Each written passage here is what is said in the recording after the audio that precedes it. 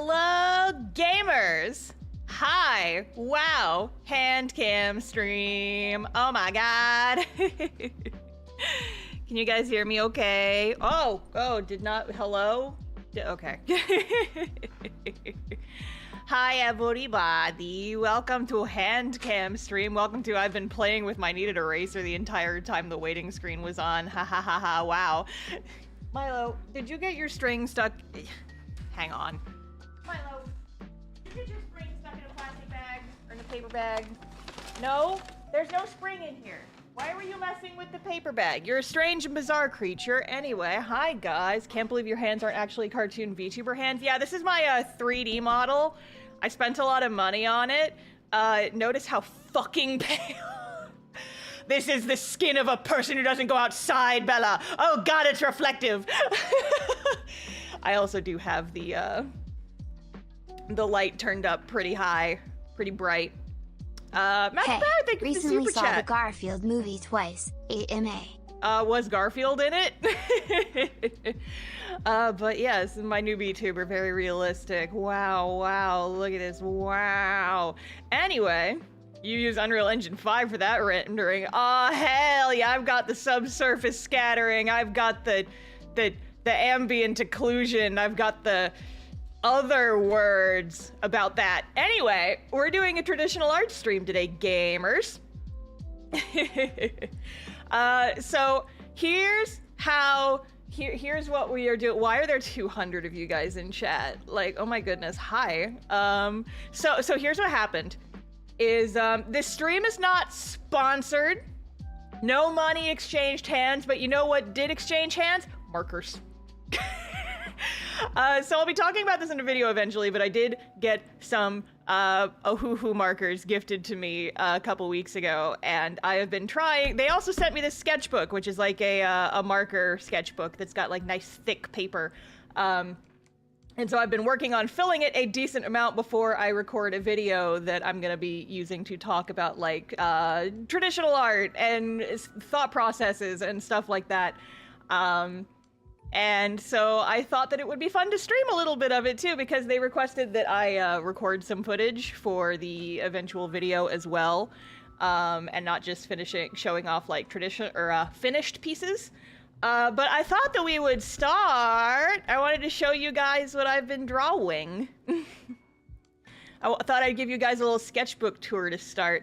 Oh yeah, and by the way, if you haven't checked it out already, there's only a week left to back Castoff's Kickstarter. That's, the link for that is down in the description. And actually, you know what? I forgot to put a pinned link in the chat. 1 second, I can do that. Wow. And I will pin this message at the top of the chat. I forgot to do that before the stream. But yeah, so that Kickstarter will be ending 1 week from today. So yeah, I thought that I would show you, we would start with a little sketchbook tour, and then we're just gonna spend the stream doing some traditional art and doodling and having some fun and just hanging out. So yeah, I did not draw anything on the first page because any artist knows that the first page of your sketchbook, nothing good happens on the first page of a sketchbook. So I literally just skipped it. But yeah, so there's a lot of experimentation in the sketchbook. Oh gosh, hang on, I'm gonna hide the Kickstarter window so you guys can see the bottom here, and you can also see my lap blanket, wow. But yeah, there's a lot of drawing severity in here. Do not be alarmed by that. But yeah, so this was like my very first time using the markers. I was just like having fun. I was experimenting doing sketches with the markers and then inking on top of it, along with a couple of fully rendered pieces. This was before I swatched the markers. I was not using references for this first one. She turned out too pink. And then this one I did use swatches, but then her hair turned out too dark because I'm still getting used to it. This was my first time doing marker drawing since college, I think, was the last time I really used markers. So it's been like at least 10 years since I have done real, like, actual traditional art. I guess technically I've done some very simple marker sketches for Kickstarter backers, but nothing too intense. It was mostly just like spot colors. 10 years. Yeah, no, it's been a bit. I used markers. I had Copics in high school, but I ended up just being too cheap for them. And so I stopped using them a whole lot. I still have them, but here, do you guys want to see the big ass fucking set of Who sent me? I showed it to my mom earlier and she was like, holy, I'm not even sure if they're all gonna fit on the screen. Hang on, 1 sec. We'll come back to this. 1 moment, 1 second, 1 second, 1 second. Let's see if I can, look at all these honking markers. Look at them. Look at them, they're beautiful. And I have a couple of, I bought some Poscas and I bought these, they're just like water pens, but like, it's a lot of fucking markers. This is their 216 set. So I've been having fun. This is what fun looks like to me. Here, we'll go put those on the side table now. They're fucking chunky. It's a big ol' heavy. Are they? Someone asked. They're dual pointed, so they have a. Hang on. There we go. So there's a brush tip. They're very similar to Copics. There's a brush tip on one side that's nice and flexible, and there is a chisel nib on the other. They're very similar to Copics, but I think I like these better because the brush nib is a little more solid. The Copic tips for their markers are very soft, and I often had trouble staying inside the lines when I was coloring with them. But these are a little bit stiffer, a little thicker with the brush tips. And so I have an easier time coloring with them because I'm very heavy-handed. You're tempting me to buy these markers. Now, if you wait a couple weeks, I will have a discount code or an affiliate code or something. I should have asked for that before I did this stream. I didn't think about it. But yeah. So if you guys want these markers, wait a couple weeks, I will have an affiliate link I can give you guys. But yeah, let's get back into a little sketchbook tour. So we have our first little Verity page. So this was the first concept sketches. These are a little light. I don't know how well you can see them. For the Kickstarter standee, I was just kind of doing some little samples. And then I did this Emery page based on our most recent episode. You guys, I'm gonna press my shilling button, should go watch our D&D show, What's Left of Us. There should be a link in the chat now. Some of these I have posted on social media and such, but not all of them, so. But yeah, this is my Emery page. And then I have a little Verity page with my purple baby. I didn't finish all the sketches on these ones because sometimes you just aren't feeling it. This one's probably my favorite. I like this one. I just wanted to use green, and so I wanted to try drawing a scene, and then I forgot Rodent's eye patch again.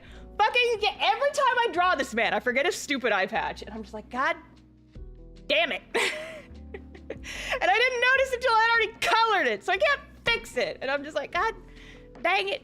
Okay. Oh gosh, naked people. I did some figure drawing. We're gonna skip over that. I drew some kiddos. I drew some of my kiddos because I've had the sketchbooks for several pages and I haven't drawn my kid in it, and so I drew my kids in it. And also Shinri because I'm so normal about his new outfit. I'm so normal. Does the marker bleed through the pages? Yes, a little bit. It bleeds more if there's a lot of blending involved or if there's multiple layers. Like you can kind of see this is the bleed through. But the cool thing is they send each of their sketchbooks with these little plastic sheets that you can put between the pages and then it will not bleed onto the next page. Though to be honest, I haven't had any trouble with ink bleeding and transferring onto the next page even without it. They apparently recently came out with what is it? Like a perfectly bleed through sketchbook, is a sketchbook that will not even bleed onto this side of the paper. I kind of want it. I kind of want to play with it. But yeah, so there's our naked people. These are color erase pencil too, by the way. That's one of my Hi Milo. That's one of my traditional colors of choice. Hi Milo. Hi baby. Hello kitten. Hello, kitten. Oh my goodness. You were napping so peacefully a minute ago, and as soon as I start streaming, you're loud. Because of course. And then I was like, well, I've drawn several Verities. I drew an Emery. I need to do a Lapis page. Lapis is my character for our newest D&D campaign. We're only a couple episodes in. But she is my very shy, very timid little elf bard. I love her very, very much. She recently adopted the skull of a vampire. He can talk. His name is Dave. And she keeps him in a little backpack, and then she gets stuck when she tries to go through doors. She's baby, and I love her very much. She's got a lot of shit going on. We haven't gotten there yet, but yeah. So then I was just doing some like little self doodles. This is some stuff just talking about like Momocon. And then I drew this fucking asshole. I hate him. If you guys have seen the video that I posted today, you guys know that I'm feral about this fucking cowboy. I hate him. I hate him. Still waiting on that Honkai stream. It's not gonna happen this week, maybe next. I don't know how long his banner lasts. I don't want to get into a whole new game. Just for one cowboy? I don't have time. You with extra hoss, certainly, yes. Anyway, I drew him. Anyway. I drew an expression page because I wanted to practice some expressions. I'm not like super happy with how this one came out, but I think they're cute. I liked using the blue for the shading. I thought it was fun. I think that the kind of purplish blue doesn't match very well with the teal blue that I used, but whatever. And then I just drew some fucking guys. I drew some Zephyrs. He's another of my D&D characters, but I've never actually played him in a campaign. He was one of my guys. I invented him before I ever got to play in a campaign. And I was like, I was obsessed with this character. I loved him so much. I enjoyed his story so much. And I eventually resigned myself to thinking, I'm never going to actually get to play this character. So I just used him as an NPC in my home game, and I love him. He's a fucking asshole. And then there's an Emery. This one's fun. Oh, and there's also like a little Lapis. So I bought some like artist trading cards, like some little Bristol. And I drew some little sketches and then just taped them in. But yeah, so for this one, this was actually fun. The blue like underlights, I was trying to replicate that thing that I do in my digital art, where I have like blue or purple like highlights in the deepest blacks of the shadows. But I did it with Poscas. I did it with paint markers. I went to Walmart and I bought some Poscas, and I was like, uh-oh, I'm in the traditional art fever now, baby, let's go. So yeah, I've been playing with, there's a few more examples of this throughout the book, but yeah. And then this page is titled, They Can't All Be Masterpieces. Because there's just like several attempts at drawing just like a cute little Verity in like a little sailor uniform.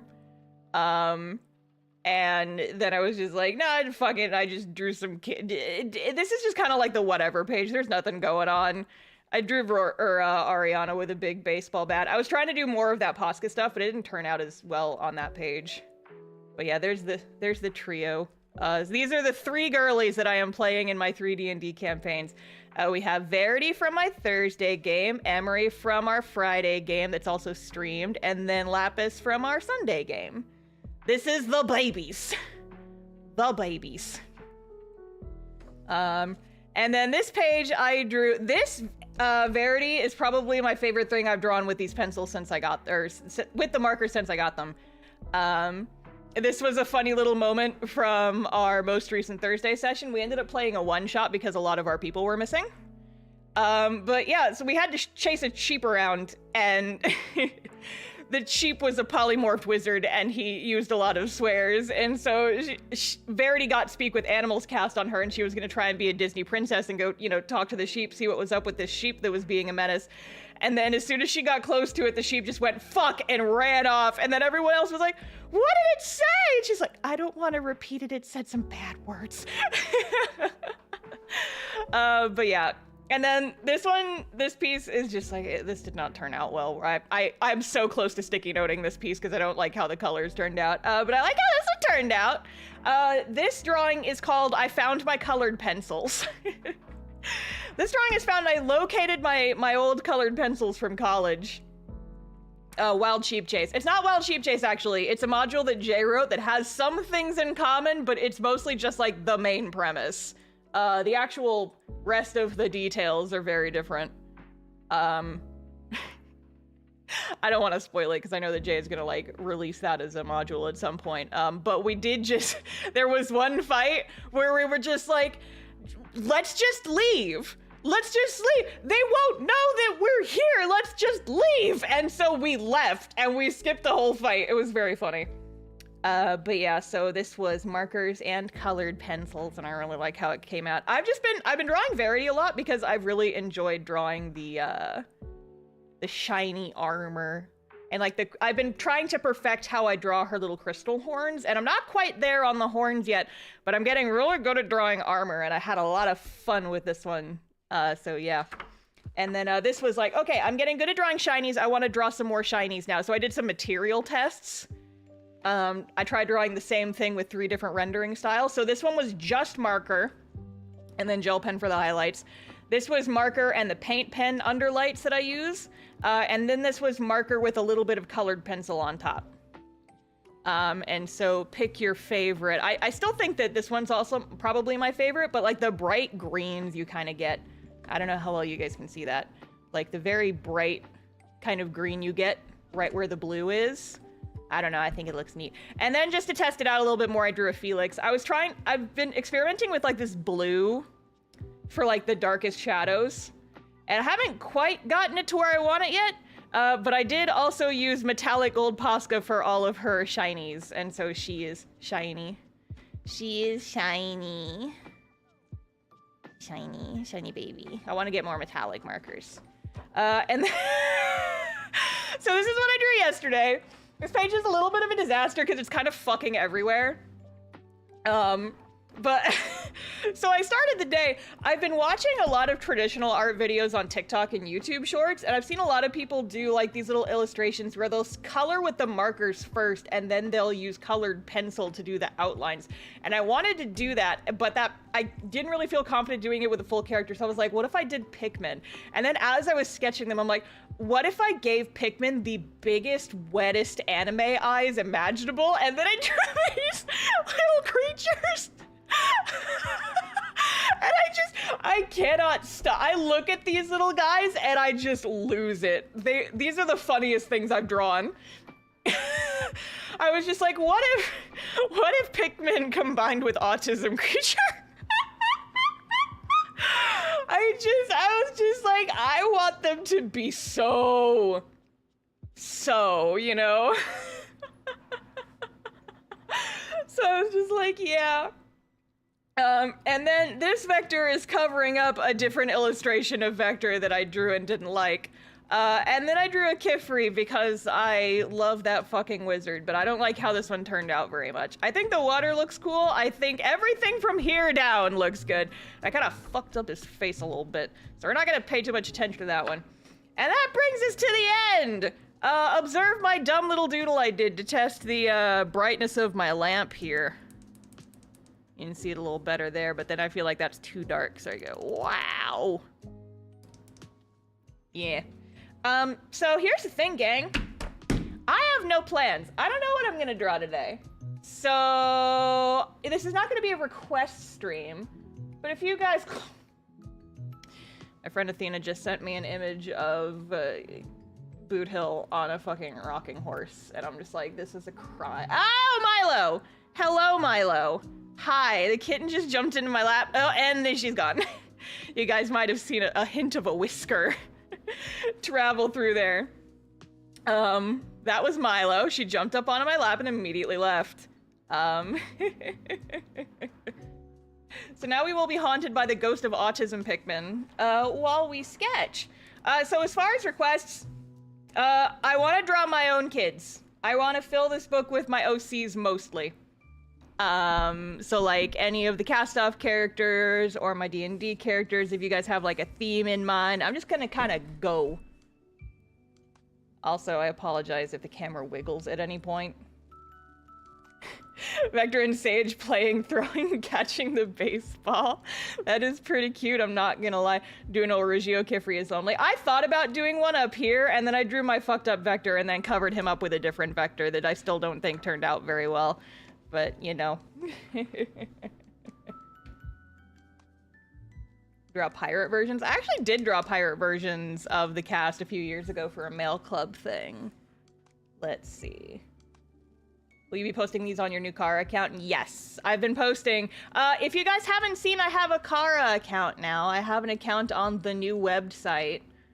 I'll grab the link for it really quick.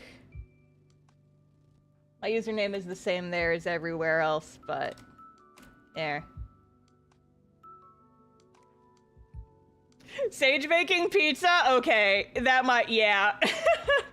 I think we're doing a Sage making pizza. Hang on, I gotta get my chair comfortable. Apologies for the camera wiggle at any point. Alright, let's draw fucking Sage pizza. A part of, Okay, I have an idea here. It might be dumb and I don't know how well it's gonna work out, but I'm gonna do it anyway. I tend to sketch pretty light because this is a very thin pencil lead. It's only 0.3 if you will notice that. So I do have to sketch kind of light. I also tend to sketch light because I don't like having to erase super hard and then it messes up my inks.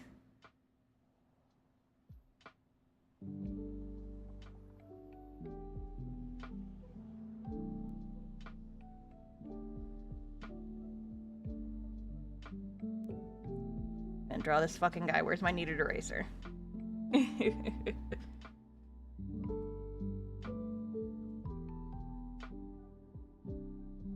No, you looked. Where's my. I have a little eraser pen. Where is it? For thin erasings. Excellent. Not quite sure what expression I want him to be doing here.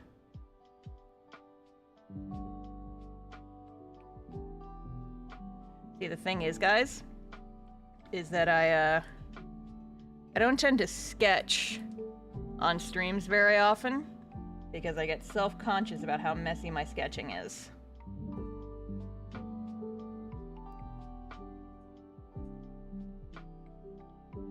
Okay, I think he's just like focusing very hard on throw the pizza. Milo, I feel your little tail. I know you're under my desk and you should not be. Get off of my computer! You're not allowed to sit up there! Bad kitty. Bad kitty. Milo is being a menace. That's not a pencil.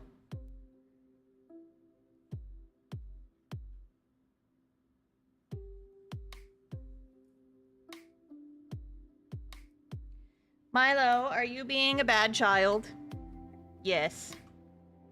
She's being a little creature.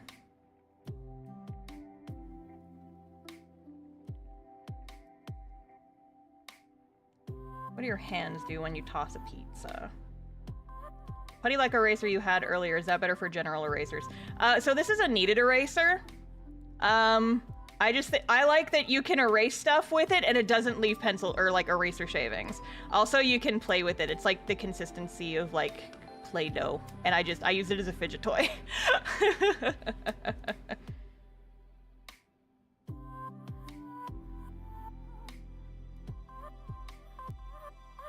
No. You can erase, and it does not leave shavings. Which I like, because one of my least favorite things about traditional art is all the frickin' pencil shavings. I hate it.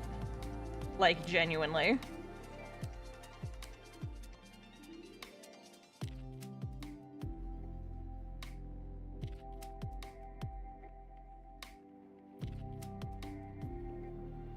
I keep like moving my hands because I'm trying to think like, what do your hands do when you toss the pizza?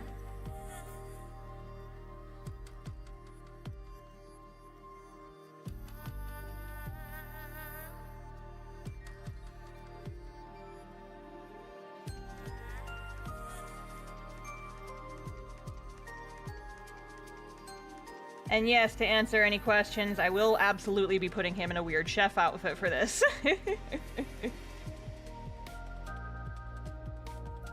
But yeah, I used to do traditional art a lot more often. Like, I did a ton of traditional art when I was still in school.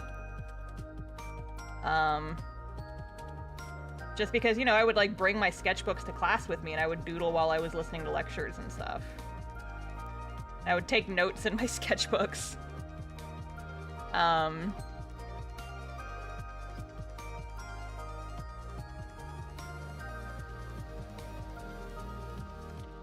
But yeah, after I graduated college, I kind of fell out of doing traditional art. I didn't really have a space for it. I wasn't going to classes anymore, so there wasn't like a good opportunity for me to, you know, like sit and draw a lot. And if I was sitting and drawing, I would rather like be on my tablet, right? We're drawing old man Sage for this because I haven't drawn him in so long. I've been drawing just like a young, fresh-faced baby Sage. Odd Cuba. Any qualms about Axe deodorant and its many CMs that convince people to musk up their locker rooms with it? Matthew Prower, thank you for the super chat. I have no opinions at all on Axe body spray because I cannot smell.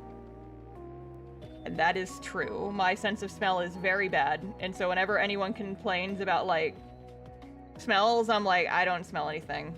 But I'll take your word for it.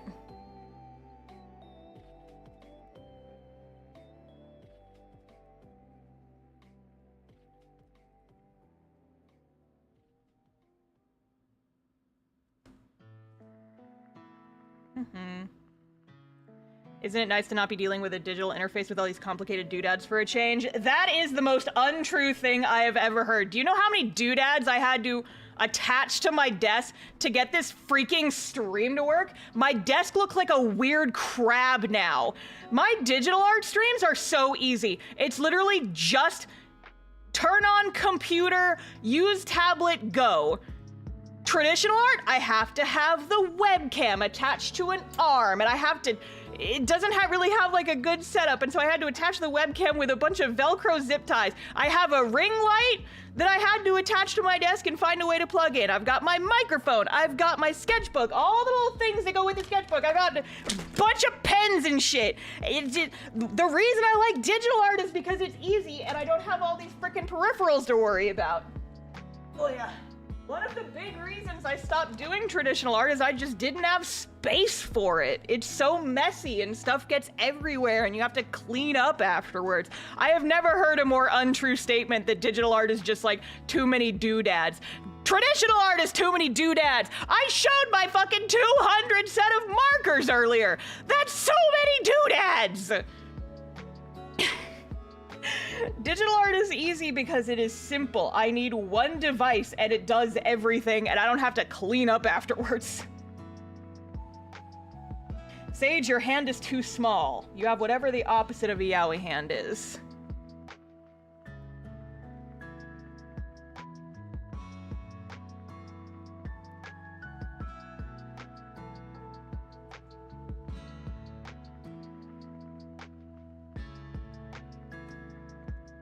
Digital art is more confusing doodads? I suppose, but that's only if you don't take the time to learn what all the doodads do. And I mean, honestly, if you're confused by the doodads, you don't have to use them. So like, I don't know. I don't buy it.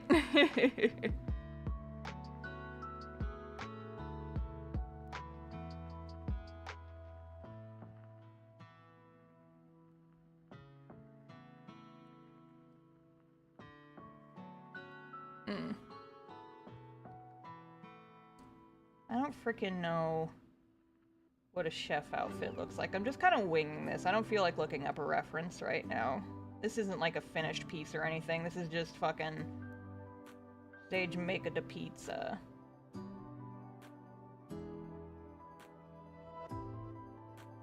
I don't want to look up reference for a funny meme. I don't feel like it. You can't make me.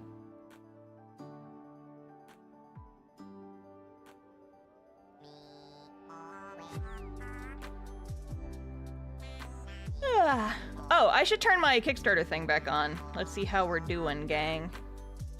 Wowie zowie. We're very close to 42K. Let's go. Maybe just a funny apron. You're so right. You're correct, actually. That is a good idea. Please do nothing to the chef.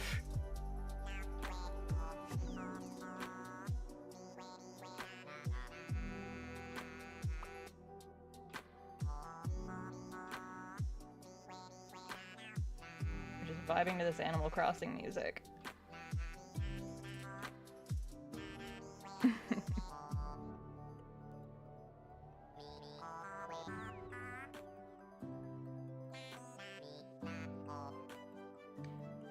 Yeah, I don't know. I've just been having fun getting back into traditional art.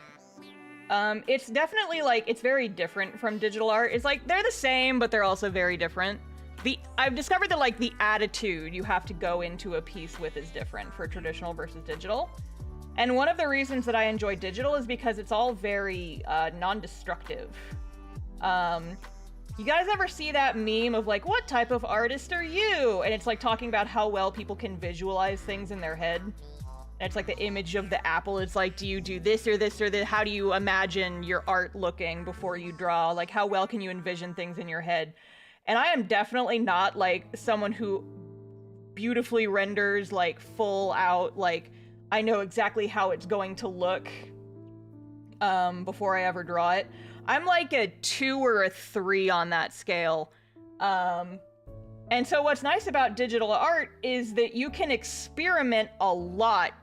And if you don't end up liking the final product, you can just go back several steps very easily. And you don't have to like plan ahead too far ahead. Because if you don't like how you shaded a thing, you can just delete that layer. If you don't like the color you used, you can just change the color. And so it allows for a lot of experimentation. Meanwhile, with traditional art, with markers especially, once you put down a color, it is there. And you can't do shit about it. And so you do kind of have to, you have to be a little more thoughtful about it. And that is something that I struggle with because, again, I don't like see things in my head extremely well. He's just tossing some heckin' pizza dough. Delete your art, like Drawfee says. But more in the case, it's like,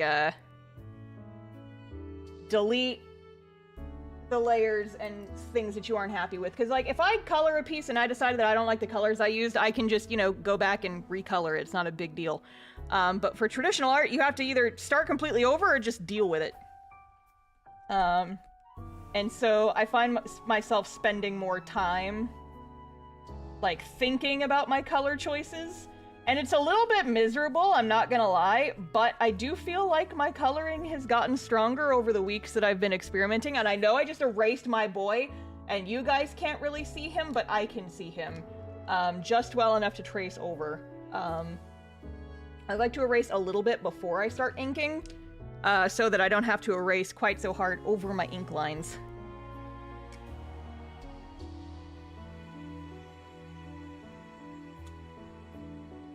But yeah. I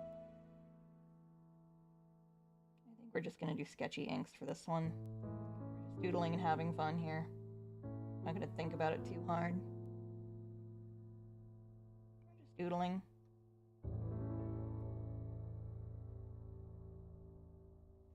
Milo, what the hell are you doing? Can you not? Can you not, Milo? You were being so good and calm before the stream started, and now you're being a menace. Why do you always be a menace right when stream starts?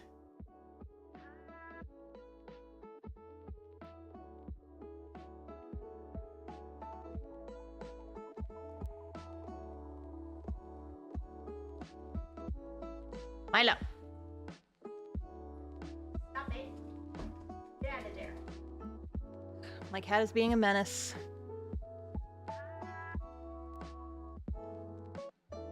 But yeah, Uhu also sent me these fine liners, and I'm discovering I'm not like a huge fan of fine liners is the thing. I think I would prefer something like a nib pen with like a fountain pen or something. But all the fountain pens I've used, none of the ink has what's the word I'm looking for? None of it dries like waterproof, and you need that if you're gonna be using it for markers.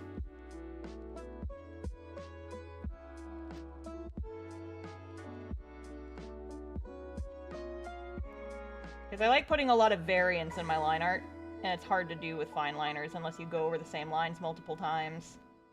And then you end up beefing it and your lines don't look quite right. Although, fun fact, my background in using fine liners and doing traditional art like this is actually where my very thick line art style originated from. Fun fact, you know those, you know how people say is like, make your weaknesses your strength? Yeah, that's literally what I did for art, is because when I was a lot younger, my hands were a lot shakier. My hands were not so steady when I was trying to color and draw and stuff. He's at it again! He is at it again, Jared. Thank you for the 50 gifted memberships. Oh my goodness. The Mad Lad is at it again. If you just got gifted a membership, make sure to say thank you. He can't keep getting away with it.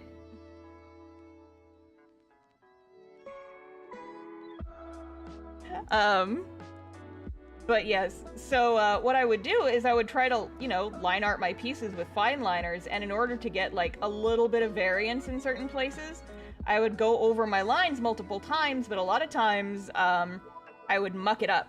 So I'd draw my first line, and then I'd draw my second line, and then oops, they kind of diverged. And so what I would do is I would just fill in all the areas between it, and then I would just keep going like that was intentional. And that's how I inked like all of my pieces, is I would just cover up mistakes by filling in the lines like that. And then like 20 years later, the thick line art is just part of my art style now. So that's your fun little bit of star lore for the stream, is that my love of thick line art originated from me having very shaky hands and doing traditional art. We got to 42. Oh shit, we did! Let's go! We hit 42K on the Kickstarter. Pew, pew, pew, pew, pew, pew, pew. Wow, look at the Kickstarter. Wow, look at it go. Wow, wow, wow, wow, wow. Reminder that when we get to 45,000, we'll get a whole bunch of new pages added to the cast-off book, where I'm gonna go into like some extra world building stuff that hasn't really gotten a chance to talk about in the comic yet. Wow, wow, wow, wow, wow. There's only a week left to get on that ship, so make sure that you don't miss out, gamers.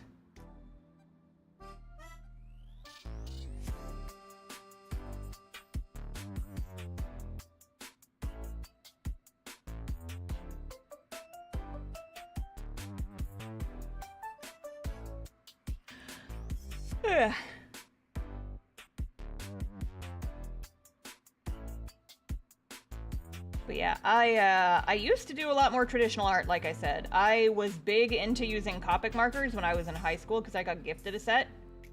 You can actually, if you go and dig up my old DeviantArt page, you can still see a lot of my old marker pieces that I colored when I was just a wee baby. A wee baby, like a freshman, sophomore in high school. And you know, I got better and better with them over time, but I never became like an expert or anything. And so this is kind of like my marker girly revival.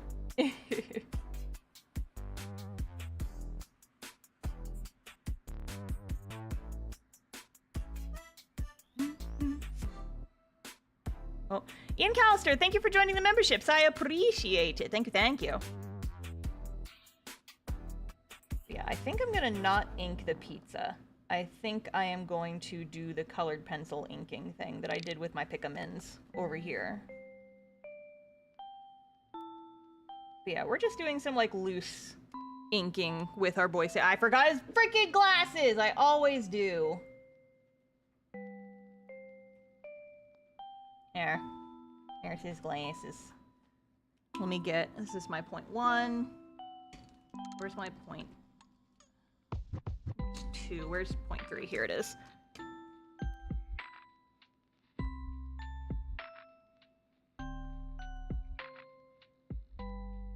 Yeah, we're just gonna do some sketchy line art. Because I can't get my face as close to the inks as I usually like, because there's kind of a camera in the way.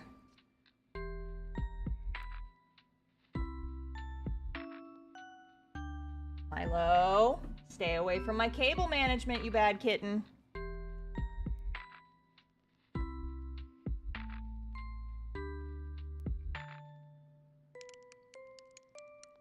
Yeah, in my eventual video I'm gonna make is gonna be talking about...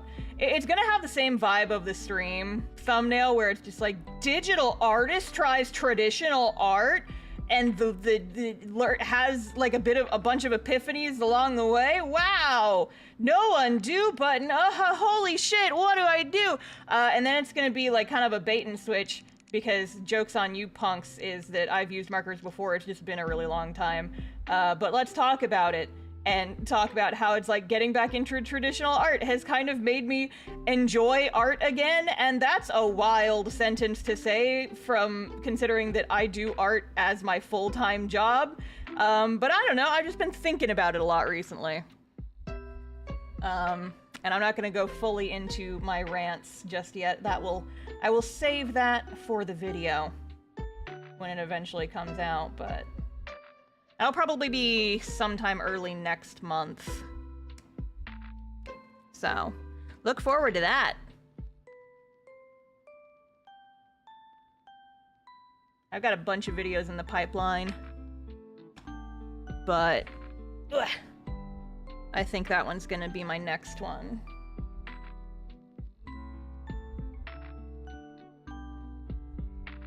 Clean up my eraser lines just a little bit more. But see? Beautiful. All erased, nice and pretty and shiny. No freaking eraser shavings. Okay, it is now time for markers.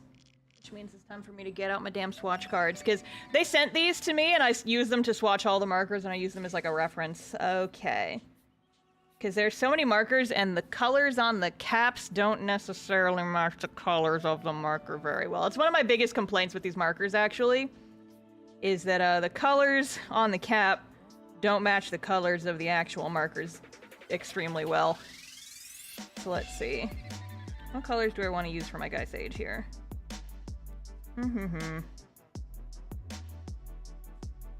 Milo, I know you just jumped up on my PC. Get down. No, get down. Don't talk back to me. Don't talk back to me. No! Hang on, I have to chase my cat. Milo! Get out of there. Bad kitten. Bad kitten. She is a menace. The pizza color is the one you want to use? Oh, you're so right. Silly me. What color is good for pizza? Milo! God. You are a tiny little nightmare child. Has anyone ever told you that? I know they have, because I tell you that on a daily basis. Let me see here. Okay, so I think in Sage probably gonna use the same colors I did for Vector, which was the E1 bundle. Here we go, and then 600 or 60 for blushies. We need to lock her in the room. We might if she continues to be a menace.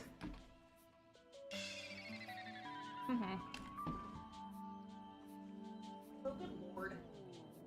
Might not.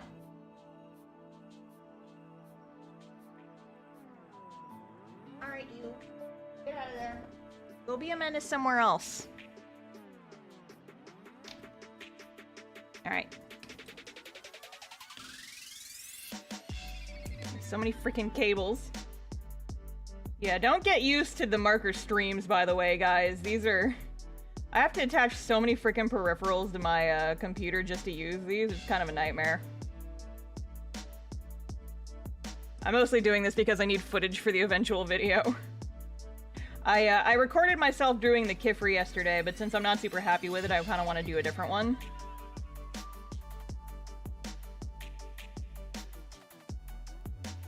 Yeah, we'll see. Milo, get out of here. No, do not come. No, you're just gonna come over here to be a menace. I need you to leave. No, shoo.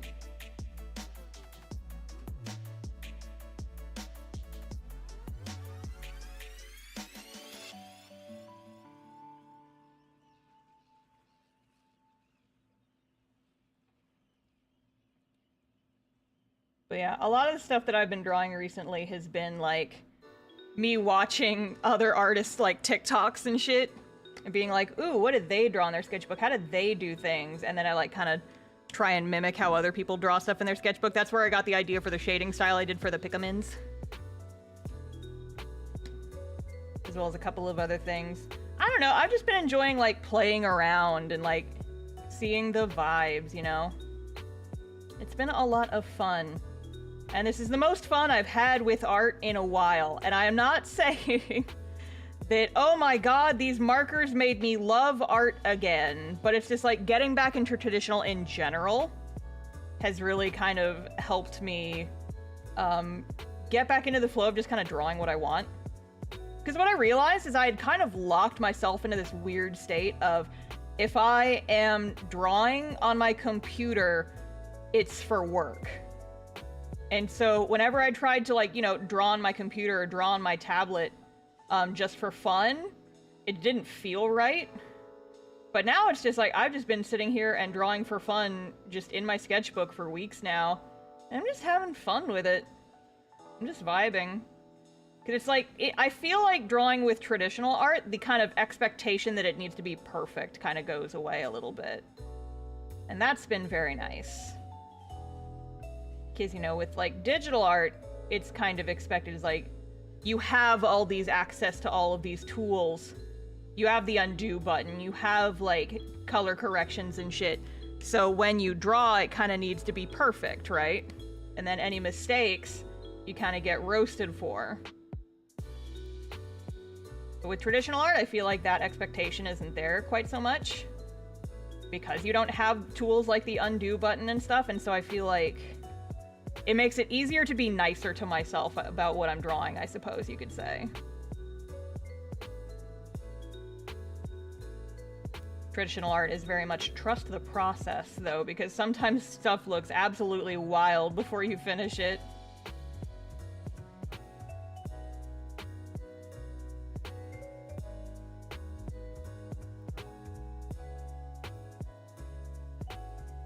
It is harder to look at chat while I'm doing the traditional art, though. I will say that much. Okay, I need something as a highlight here. Or do I want to use as a highlight? Maybe that one, but I feel like that one's not. I may regret this. 190. Fuck around and find out. Hi, Milo! Oh my goodness! She's mad I'm not paying attention to her. Oh, that doesn't look bad. It doesn't look bad at all, I don't think. Oh, it doesn't, looks a little whack on the monitor, though. Yeah, Milo's she's got her big voice. And recently, her new favorite thing has been just walking around the house and just fucking screaming at midnight. And I don't know why. Holostatic Observer, thank you for the super chat. Is there a story to it? Kinda, yeah. So the story of why I'm wearing it right now is just I saw it in my trinket dish when I was getting ready this morning. I was like, yeah, because I went to lunch with my mom earlier today. I was just like, yeah, I'm gonna wear this. This is cute. But this was actually, I inherited this from my grandma. This was her ring, and she passed away last year. So, well, yeah, I wore it to her funeral last summer, and then I don't really wear jewelry on a day-to-day basis. I have earrings that I wear every single day because they're just studs and I never take them out. And I have a necklace that's like a little star shape, and it's very small, very thin. It's like light enough to sleep in, and so I just never take it off. And that's like the only jewelry that I that's like the jewelry that I wear on a day-to-day basis. Milo? Go play somewhere else, please. I can't play with you right now. Milo, come here. If you're gonna be a menace, I'm gonna pick you up, and I'm gonna pet you. And you're gonna be grumpy about it. Here, is this what you want? Is it what you want, attention? Is this what you want, attention? Here. Am I giving you everything that you always wanted? Did you just want to be held and get some pets? Yeah? Yeah? You want some pets? This is a needy goblin child. Yes. There's going to be more needy goblins in my home next weekend because I'm babysitting my mom's kittens. And I wonder how you'll react to kittens being in the house. You won't be the baby of the house because the oranges are coming over. Alright. I saw a video right before stream of somebody using like a purple to shade, almost like how people do.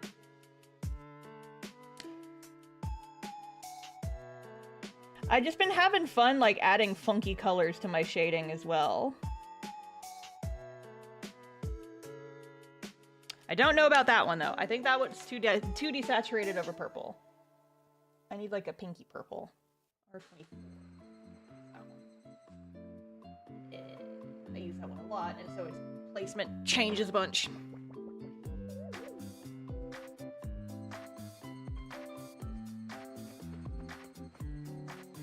But yeah, traditional art has been very trust the process, and sometimes the process betrays you and it doesn't turn out well. And when that happens, you just say, fuck it and move on! Because you kind of have to.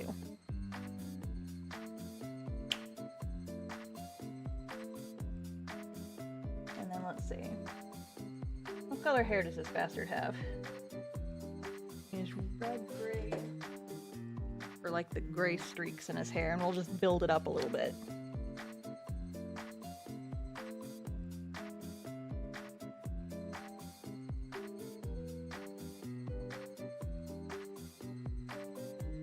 This is Sage's true old man arc. He got too stressed out and now his hair is entirely gray. We do not pity him. Oh, this fucking guy. Oh, Sage, what have you done? Oh, Sage, what have you done? We are finally getting into some of Sage's backstory shit in Chapter 12, and I'm so excited. I'm so excited for you guys to see some of the bullshit. I am still nervous. Like, I get nervous with most, like, big story stuff. But in general, I hope that you guys enjoy the slightly darker turn that the story is going down. I like to think that we're having fun here. Okay, see, here's an example of the colors not matching the cap. Y12. Mahogany. It's kind of like this light, kind of like soft brown. This is what color it is. This is what color the ink is. That's so different. That is so different. So this is why we can't trust the cap color. This is why we use. And then like Y13, this chestnut, looks like that. You know what color it actually is? This almost black brown. So, that is why we use the swatch cards. So that is going to be my, I think my biggest piece of feedback for the fine folks at Ohuhu is please make your cap colors match the markers better. I'm dying inside.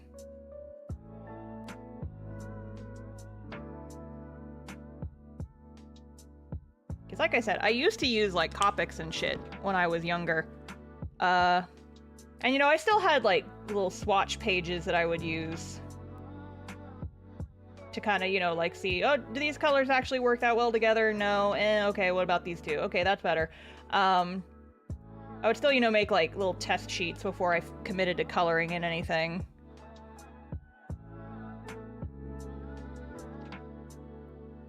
But at least from there, like, you know, the colors on the caps were decently close. They weren't perfect, but they were decently close.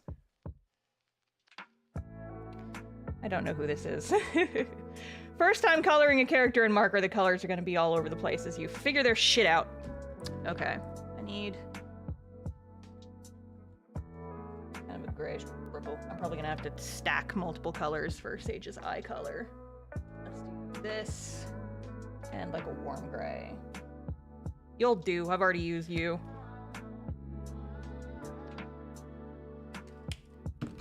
Purple man.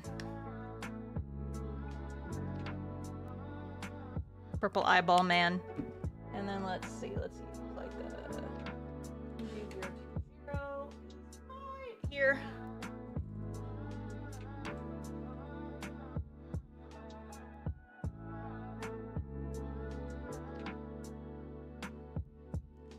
And then full gray. Here we go. We'll use that to blend a little bit.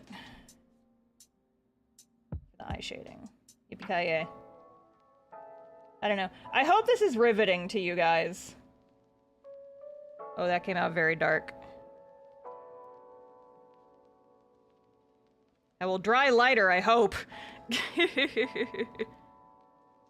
Sometimes the markers do scare me because they look darker when you first lay them down. Where's my funky little gel pen? There it is. 10. Here it is. I have a gel pen.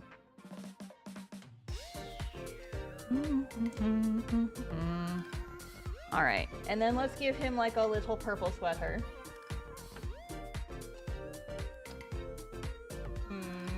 We'll use...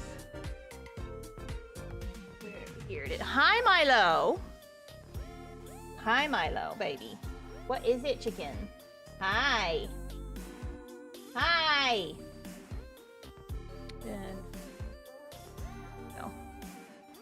We'll use this. And this one. And then just for fun... let's continue practicing with the weird thing of, like, put blue in the shadows because it's funky fresh and looks interesting.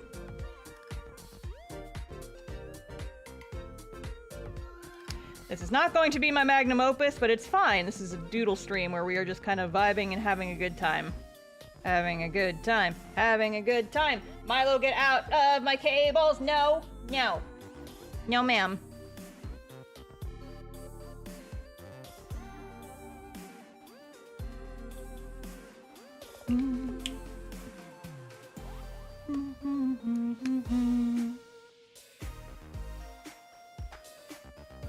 Yeah, I've also been watching a lot of, like, videos on YouTube of people showing their art marker process. I think the next thing I want to try getting into is acrylic markers, because I've used Poscas a little bit, but I find that Poscas, they have, like, the hard nibs, and I don't like them as much. Milo! No! Go away! No! You're being a menace.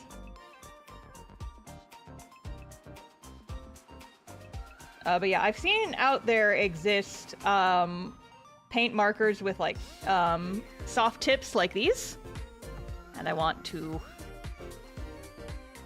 try using them, I think. I told my parents were like, what do you want for your birthday? And I was like, I don't know, a couple of markers. But I've just decided that if I don't get acrylic markers for my birthday, I'm just gonna buy them for myself. So it's like, y'all don't have to get them for me if you don't want to, because I'll just buy them myself either way. But, you know, we'll see.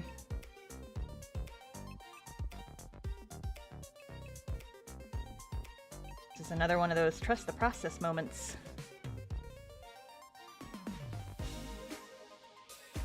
Fucking around and finding out, as it were. Your birthday's in 3 days. Yes, I know! I know it is. Yeah, my birthday's on Thursday. I considered doing a stream because my family activities will not be until Friday. But then I decided that I just want to take the day and just vibe, do star things, probably draw. I don't want to make content on my birthday. I just want to chill. So no birthday stream. I know that, like, some streamers do make it, like, a big deal and do, like, birthday streams, but it's like, when I'm streaming, or when it's birthday, I just want to relax. I don't want to have to worry about stream on birthday.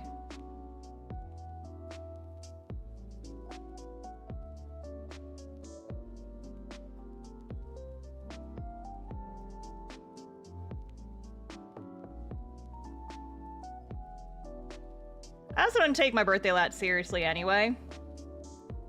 It's just kind of like, you know, as you get older, your birthday means less, and la-di-da-di-da-di-da. But yeah, it's just like my brother's working on my birthday, and so we're waiting until the day after to do anything. And we still need to figure out exactly what we're doing, but... You know, just take it chill. I like a relaxed birthday. I like not doing anything super fancy. I like keeping it simple, because that way it doesn't stress me out. I am the type of person who gets very easily stressed if we have gratuitous quantities of plans that I have to keep track of. And also, I'm so stressed out, like, all the fucking time. I realize I accidentally did shading down here.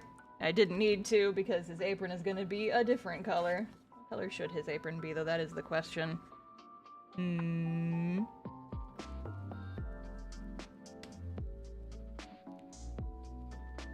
A very happy birthday to you. Ian Callister, thank you for the super chat. I appreciate it. Happy unbirthday. Isn't that like the day after your birthday typically? I don't know. I'm not up to date on the lore. Or is it just any day that's not your birthday? I've never read those books.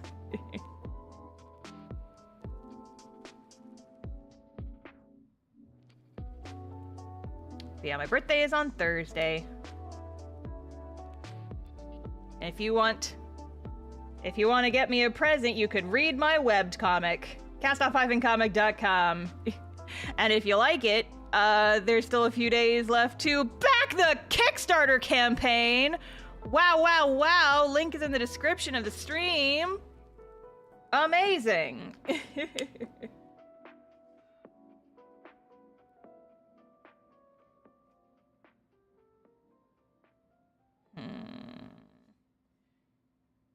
Yeah, this whole drawing has kind of been fuck around and find out, so I think we're gonna fuck around and find out in a major way right now. I'm going to use a very bright blue for darkest shadows, and we'll see how that looks. This is just kind of my chill warm-up sage.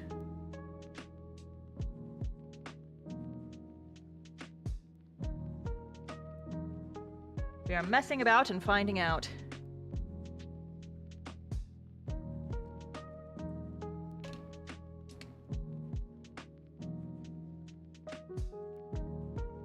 Blendy, blendy, blendy. Yeah, if you hadn't picked up, one of the reasons that alcohol markers are so much fun is because they're very blendable. And they blend especially well on this paper. It's very nice. Hashtag not technically sponsored, just using the materials that were sent to me by the company that gave me a bunch of free shit. Thanks, yo hoo hoo. Wish I had a coupon code, but I don't. Or I don't even know if it was a coupon code they were gonna give me. I think maybe it was just like an affiliate code or something. But even so. Oh, I forgot about the dark purple right there. God damn it. It's fine. It's fine. What color do I want your apron to be, sir?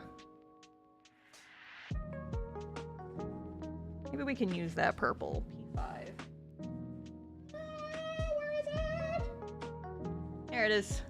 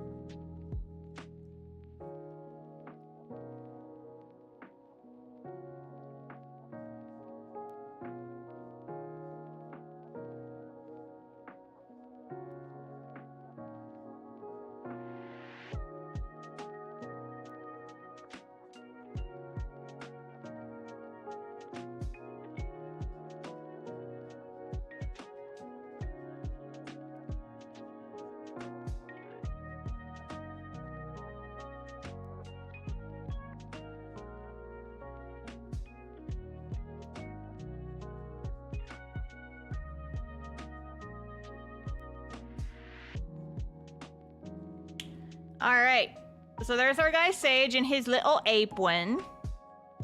And I think we'll give him some extra little hair streakies. I used too saturated of a brown for his hair. But it's fine. Alright, and now, to top it all off, we have to draw the pizza. E110 we will use as the darkest shade.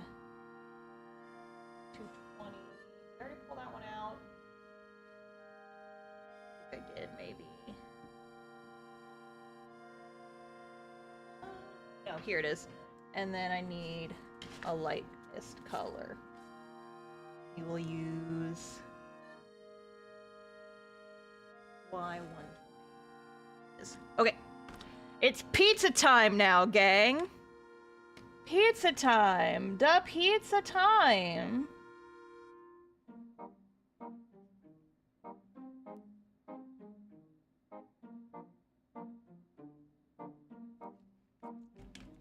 Pizza time.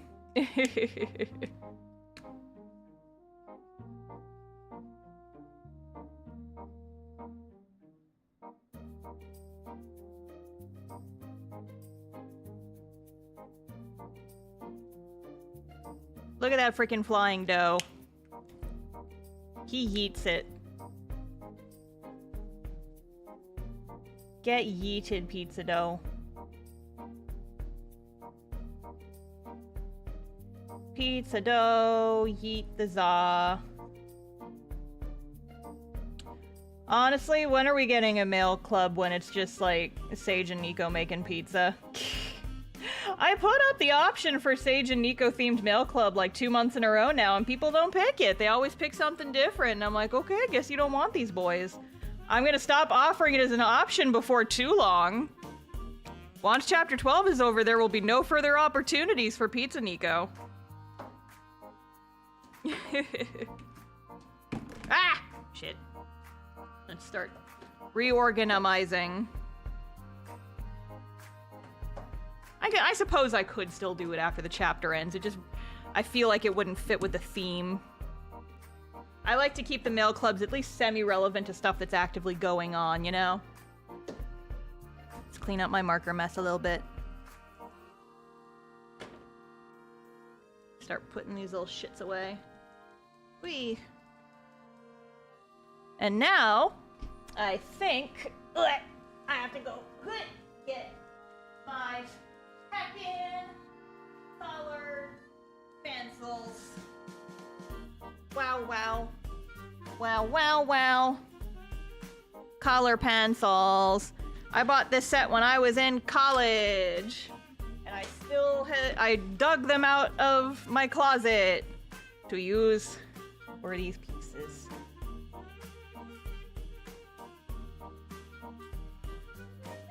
This blue one is gonna get a lot of mileage because I like to use it to, like, you know, add the little blue shading just like I do in my digital pieces. I can add it on top to add the pretty blues to the shadows because I like to be extra. It's like there's a little bit of a blue reflected light. Where is it reflecting off of? I don't know, but it is because it looks pretty.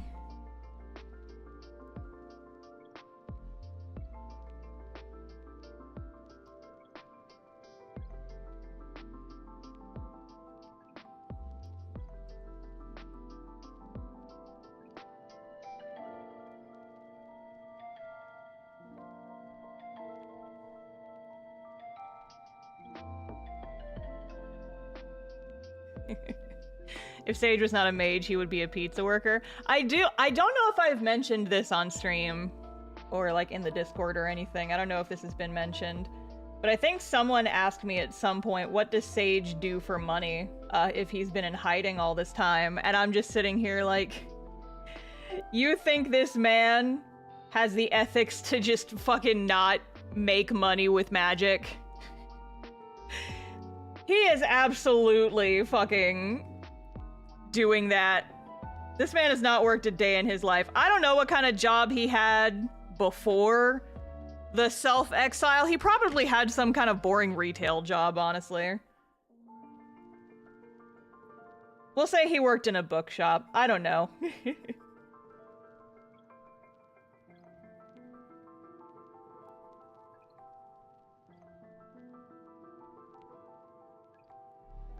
It's like, this man in the current day is abso-fucking-lutely just, like, making money with magic and then using it to get DoorDash. By which I mean, he just sends fucking little letters with magic down to the local town. And it's just like, please bring me these things, leave them on the doorstep, do not talk to me. Here's payment up front. He's that bitch. And the people in town are just like, we don't know who keeps sending these or why, but he pays well and he always leaves tips, so it's fine, and nobody worries about it too much.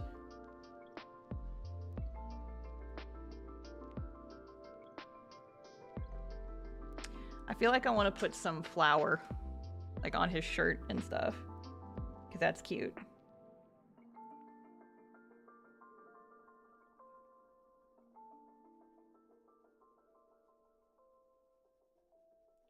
Colored pencils are just, like, so much fun to add to marker pieces. Because they're not, like, gonna fully change the vibe of a piece, but they do add a lot.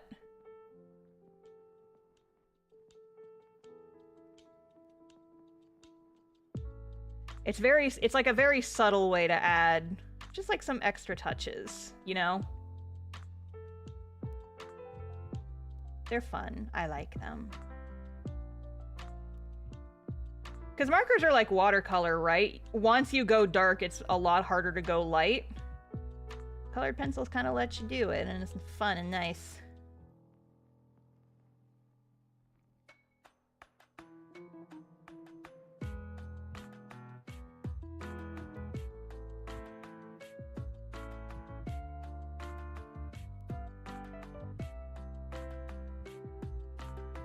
This man would be a menace in the kitchen, though. This man does not work food service because he cannot get a food service job because he's so messy. I think I am just about done with Pizza Sage here, though. Look at him. He's a fucking little guy. The colors look a bit different on the screen because of the camera, but... oh, well. We have drawn Pizza Sage. Pizza Sage completed. I want to draw an Ariana now. I let you guys pick the first one. Now I just kind of want to vibe for a minute. And Ariana's the easiest to draw. Angry daughter.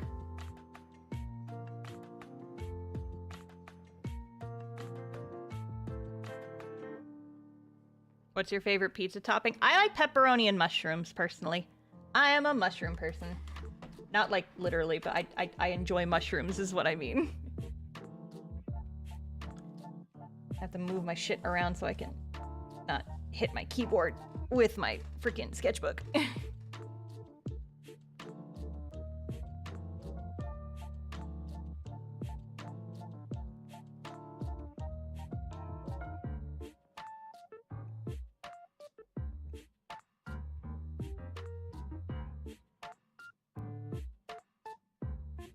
Oh man, so I know it's not relevant right now because we are listening to Zelda music at this exact moment, but the song right before this was from Pokemon. And I have gotten back into, watching, like, Emerald Kaizo runs on YouTube. It's like Pokemon Nuzlocke. And it's just like, I will just sit and watch, like, Kaizo videos for hours. Because it's like, I know how Pokemon works. But the stuff you have to do to, like, get really good at the Nuzlocke challenges, it's just, and I mean this in the kindest, most genuine way, it is such nerd shit. It is, like, such deep nerd shit that it is honestly kind of fascinating to me that people have that kind of patience.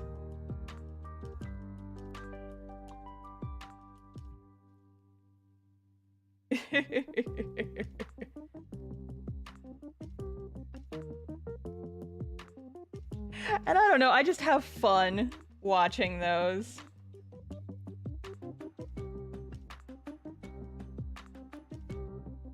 For those who are unaware, so there are people will make like ROM hacks of extremely difficult Pokemon games. And Emerald Kaizo, I think, is probably the most infamous one. And so, like, these games are hard to beat on their own. But what people will do is they will not just try to beat Emerald Kaizo, they will Nuzlocke it. And Nuzlocke is it's a fan-made, like, self-imposed set of rules for Pokemon that just kind of exist to make the games harder.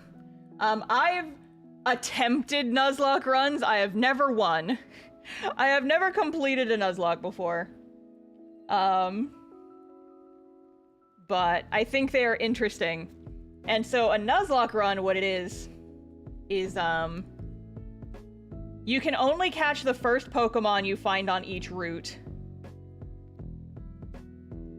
And if a Pokemon faints, it's considered dead, and you can't use it anymore. And so the objective is to get through the game without having all of your fucking Pokemon die. Because basically it's like, if you wipe on a fight, the game, that's considered a game over. And so what people do is, like, you know, Nuzlocke challenges are already hard enough on their own, but people will do Nuzlocke challenges on these extremely difficult ROM hacks of the game. And they're, like, very, very hard, and the way you have to have, like, such intense knowledge of the game to get, like, anywhere playing them. They impose, like, level caps for each of the gyms, so you can't, like, you know, just grind your Pokemon up to, like, a really high level to make it easier. It's just, like, all these self-imposed rules to make the game, like, more challenging. And, like, by God, yeah, it's more challenging! Like, holy shit!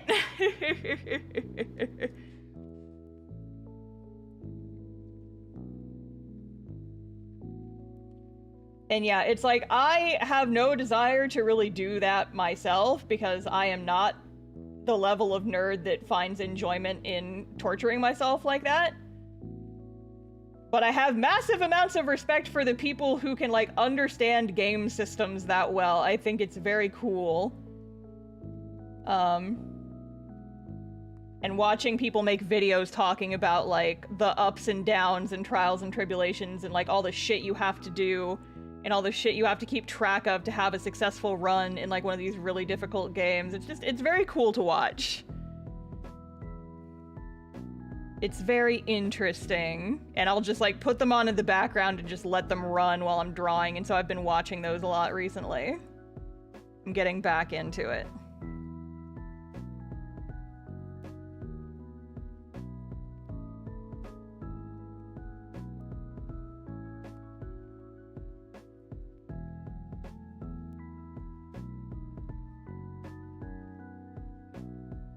Girl, where are your ribs?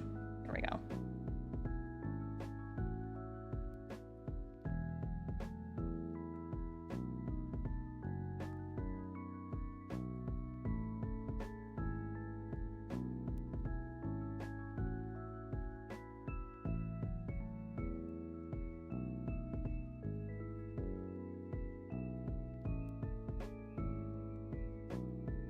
Casual. Season 2 Ari. That is my daughter. Points at her. Points at her! That is my fucking daughter-oni right there. I love her very much.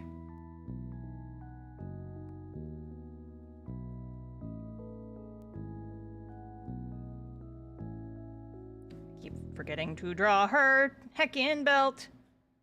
Don't worry about it.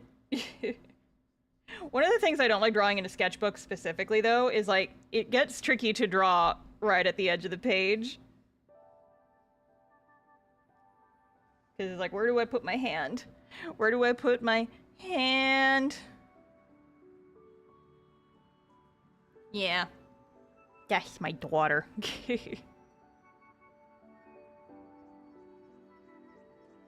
Alright. I think we're gonna try and be a little bit cleaner with this one. I'm just still at the point where I'm, you know, kind of mentally practicing the rendering and color picking and stuff like that. But I do at some point want to do, like, some more fun colored pieces and stuff, but I'll probably wait and do them once I'm feeling a little bit more confident with the tools and such. I think we'll start with 0.2 on this one. Here we go.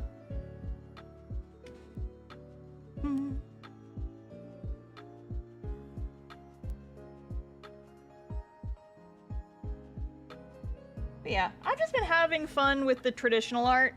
I think another part of it is, like, I wouldn't sell any of my traditional stuff. If I'm making, like, merch or stickers or something, I'd want to color them digitally.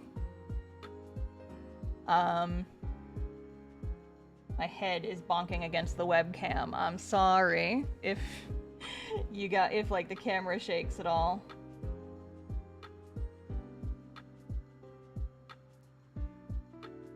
But yeah, and so, like, when I'm drawing in the sketchbook, it kind of takes the pressure off. It's like, nothing I'm drawing here is going to be made to be sold. It is not going to be like a portfolio piece or anything. This is just me vibing and having a good time. And that really does, like, it's a nice way to kind of take the pressure off, right?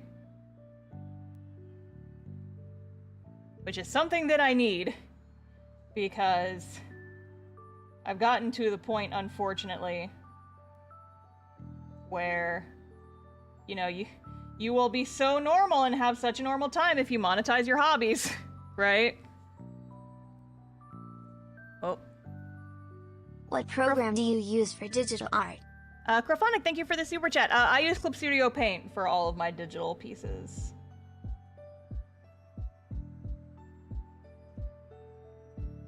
But yeah.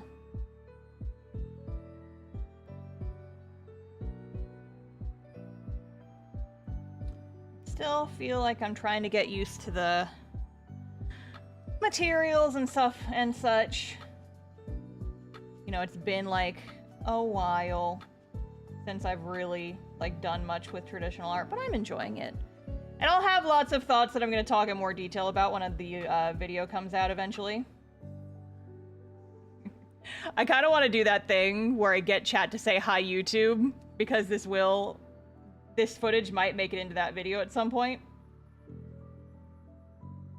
Everybody say hi YouTube, you're in the video. Everybody say hi YouTube, like all the big streamers do. I don't know, whenever I see that in a whenever I see that in, like, a streamer's video, it just makes me laugh. It's like, yeah, this part's gonna end up in the actual video. Time to milk this shit for content. Makes me giggle. Hi, I'm drawing.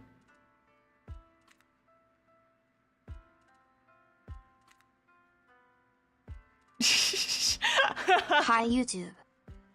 Hi YouTuber. Ian Callister and Jared Sadewater, thank you guys for this super chat. You guys are dorks, and I love you. Oh, chat, you are so silly.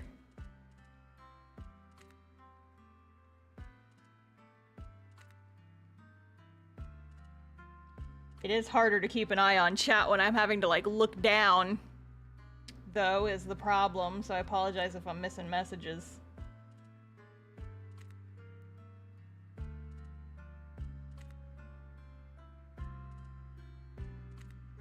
Wow.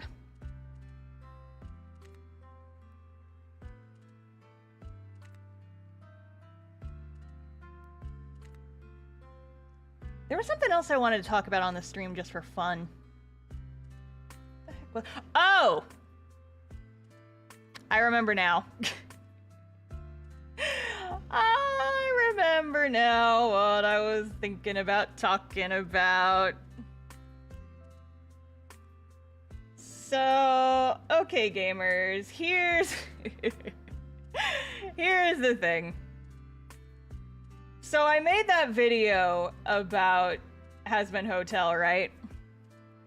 And I told myself, it's like, listen, I just kind of wanted to watch this one because I've seen clips of it, and then I had too many thoughts about it, which is why that video ended up getting made, right?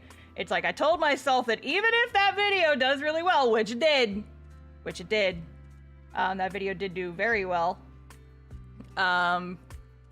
It's like, I wasn't gonna watch I wasn't gonna watch Helluva Boss just to, like, make another video about it, right? I was just gonna watch it. If I was gonna watch it, I was gonna watch it out of curiosity, and if I had enough thoughts to make a video about it, I might, maybe, make another video. But I wasn't gonna force myself to. I was not going into the show with the mindset of this will be content. So I watched it, I watched Helluva Boss. And you know, I'm willing to accept the fact that maybe I'm just not the target demographic. But here's the thing, is that before I watched it, I had several people, and I won't out them here, but I had several people tell me that Helluva Boss was actually better because the writing was a lot better. And I'm here to tell you, as a person who binged the entire series over the past couple of days, no, it's not. Oh boy, listen, Hazbin Hotel is not a perfect piece of media. It is way better than Helluva Boss, though. Helluva Boss I honestly just kind of found boring, if I am being completely honest. It feels like a slice of life show written by someone who does not like slice of life shows. But it feels like a slice of life show because there's no fucking plot. Like, there's plots with individual episodes. Yes, it's like each individual episode will have a plot, but there's not really a whole lot of overarching story behind any of it. And I think what bothered me the most about it is, all the characters just felt so static. Like, none of them really felt like... Okay, so one of my things is character writing is hard, and I understand that. But the most compelling characters are the characters who want something. It's why I always tell people, it's like, if you are trying to write characters, if you're trying to write a plot, you should figure out what each character wants. Because I feel like none of the characters in Helluva Boss want anything. Like, they don't have goals. They have things they don't want to happen. But it feels like none of them are, like, have any ambitions, really. And I know you could I drew my daughter's stupid belt pouch on the wrong side. This whole page is just cursed. And it's fine. What even is the plot of Helluva Boss? There isn't one! That's the thing!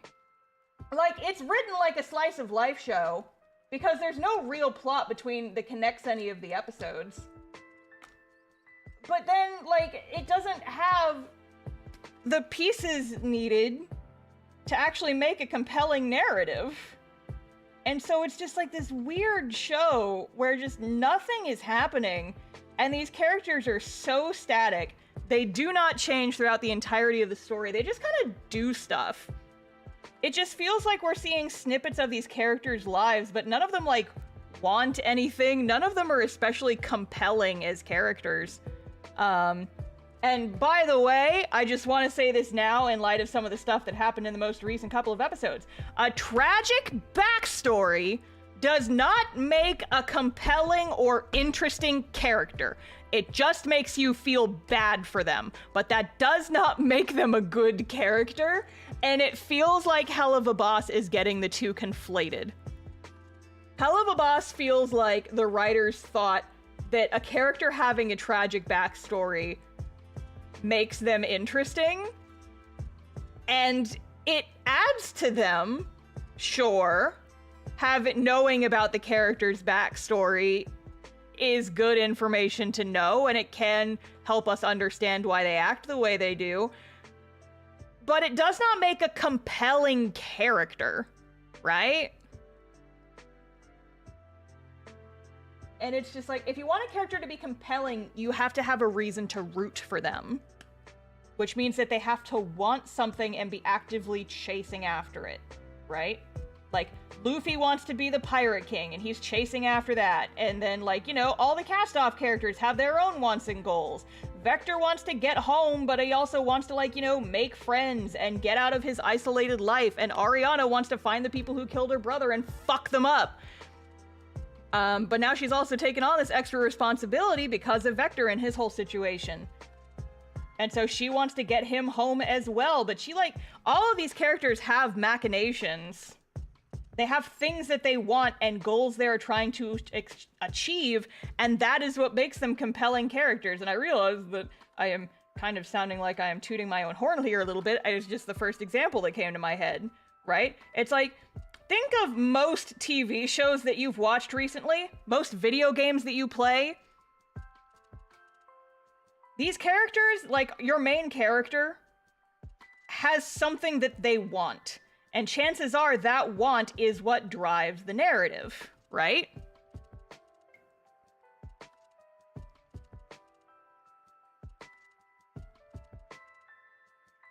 What about the Joker? He has a tragic backstory and we root for him despite having no wants. Objection! I barely know jack shit about Batman. Joker absolutely has wants. He wants to fuck people's shit up. Like, that's what he wants. And that's what he does. I would not argue that he makes the most compelling character. And I am also not an expert in Batman because I don't generally care much about superheroes and stuff like that. But, like, characters have goals. And that is what makes a compelling character. That's what makes us want to root for them, is they want something and they are actively chasing that. And that is why we root for them. And none of the characters in Helluva Boss have any kind of goal. And because of that, they're just so static. He's so, like, all the characters, I don't find myself caring about them aside from... Teehee, look at the silly little characters getting into shenanigans. And, like, there's fucking nothing there. I almost stopped watching the show because I was bored. I was legitimately just, like, fucking bored the entire time. And the only reason I kept watching was because I saw snippets of the most recent episode and I wanted to see how we got from point A to point B.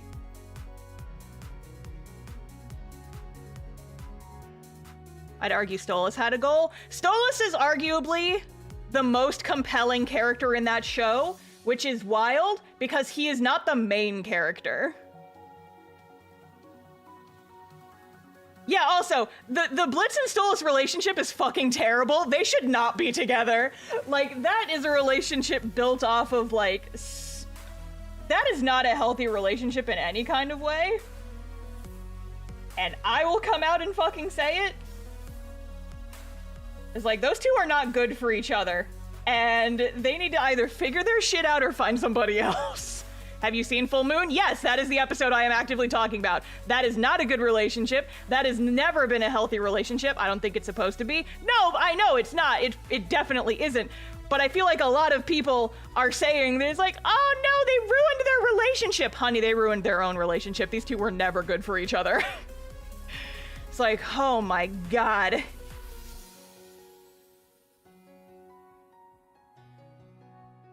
He's like, I do not ship that. Absolutely not. Those two are horrible for each other. You cannot start a relationship built on that and expect it to last. Like, oh my god.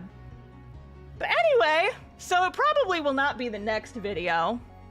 Because I don't want to shoehorn myself into just talking about the quote-unquote Helluverse forever. But... there may or may not be a Helluva Boss Narrative Academy cooking in the back of my brain now. Because, oh my god, I have some freaking thoughts.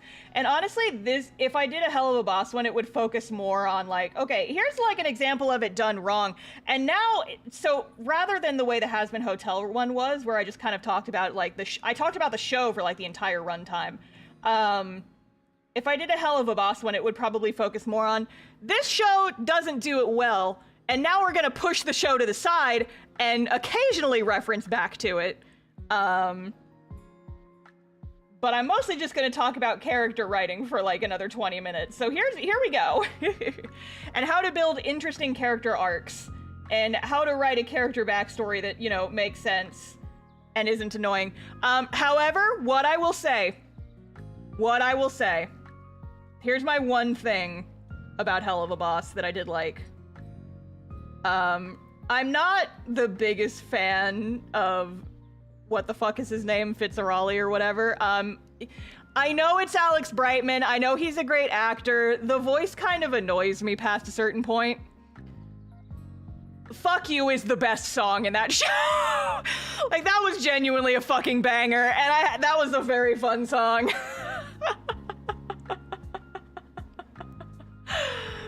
one was a lot of fun. I enjoyed that.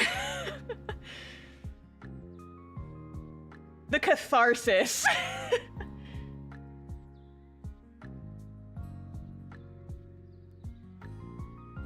But yeah, I have thoughts about character writing and building characters and how just giving a character a tragic backstory does not inherently make them compelling. And if you want to have interesting characters, they should have wants and desires and interesting relationships with other characters, which I would argue that, like, Helluva Boss does have to an extent. But I don't know.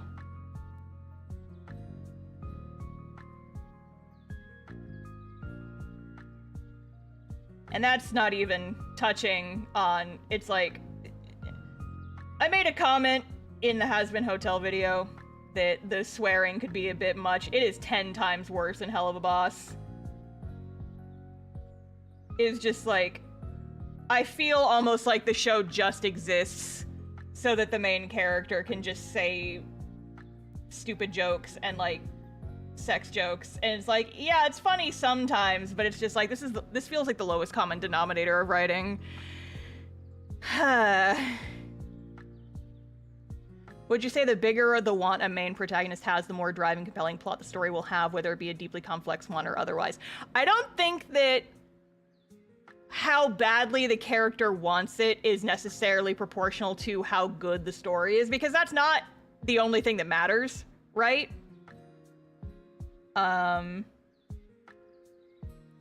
But it's definitely part of it, and I feel like if your main character, at the very least, your main character needs to have, like, a solid goal that they are actively working towards, you know? Think about any media that you've enjoyed recently, and you can probably think, like, oh, this main character has a goal and they are chasing it. Like, this main character has a goal and they are chasing it. Like, at the very least, your protagonist needs some kind of goal. And I feel like Blitz just doesn't have a goal, really. Aside from just, like, continue the business, I guess? And it's just, I don't know. It got tiring to watch. And it's like,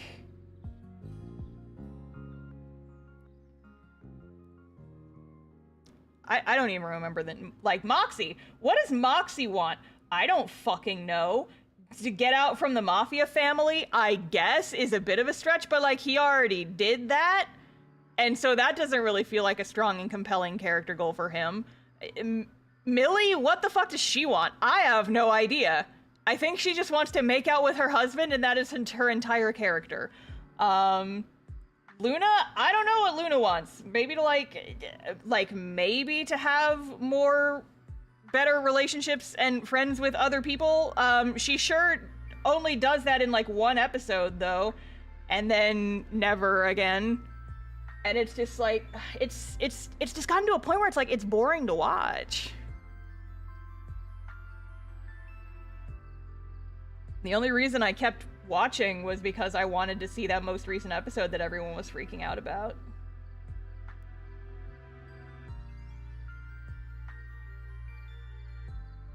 It's just like, I think I will argue that the writing does get better over time, because, like, some of the later episodes are, you know, more interesting and the characters feel a little bit more developed as the show goes on. But it's just like,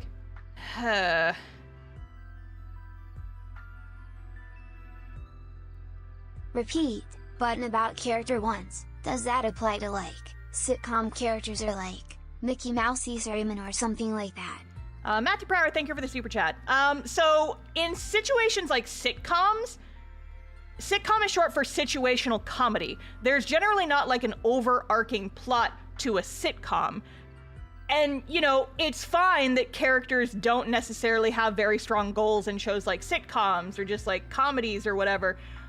Because generally you're not watching those for the overarching storylines, right? You're watching those for silly characters go ha-ha and such.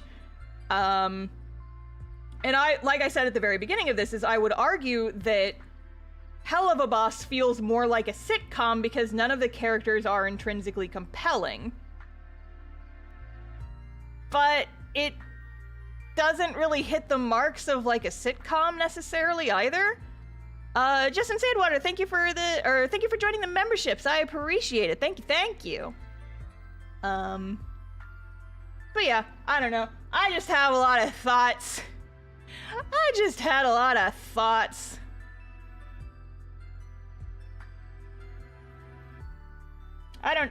If I do a video about Helluva Boss, it will not be coming out anytime soon because I have other videos I need to get to first.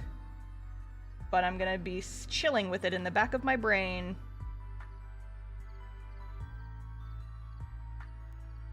And I will think about it.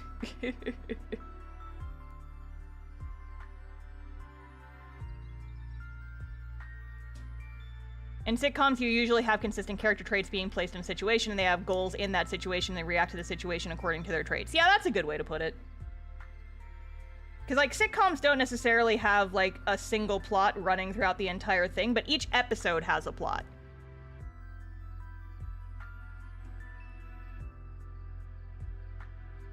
Or a situation. A sit in the sitcom, if you will. But yeah. Helluva Boss just feels like it's not funny enough to be a sitcom, but it's not interesting enough to be like a show with like a real narrative behind it, you know? It's just kind of weak on a lot of different fronts, and so it just kind of... I feel so mean saying this, it just kind of feels like it fails at a lot of different things simultaneously, to the point where it's like, I don't really know what this show wants to be.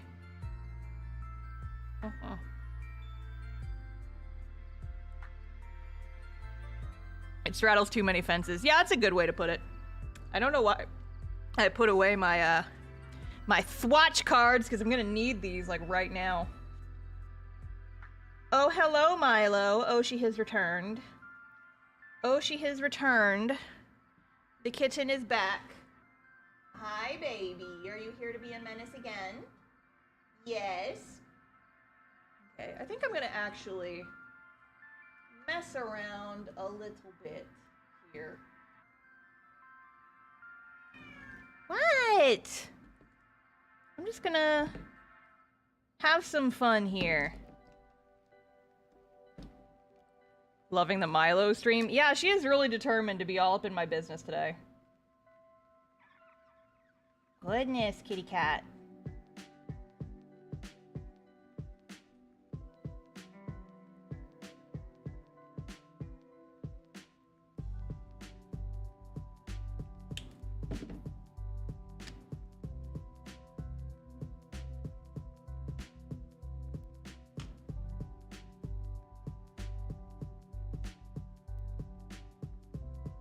I'm having fun with like the blue kind of underlighting. Oh no, I want the purple. Is it realistic? No. Does it look pretty? Yes.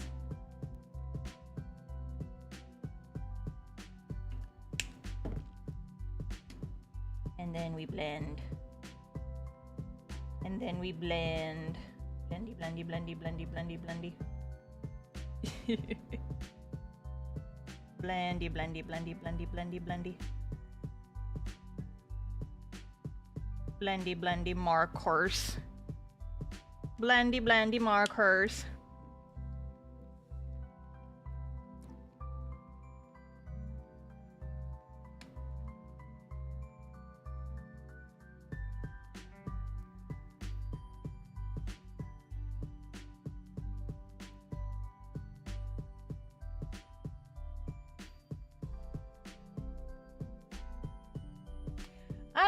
I'm doing here. We're just kind of having fun, feeling it out, vibing, messing with the weird, fun colors for shading. We are just having fun here, gamers.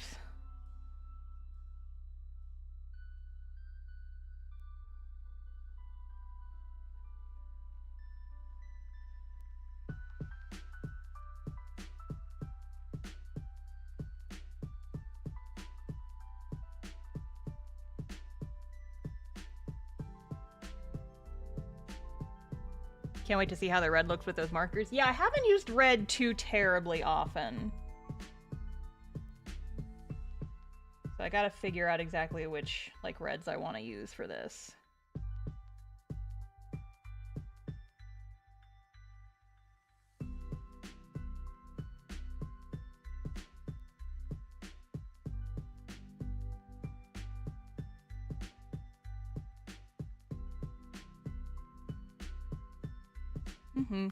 Person with a pencil, thank you for joining the memberships. 2 months. Appreciate it. Thank you.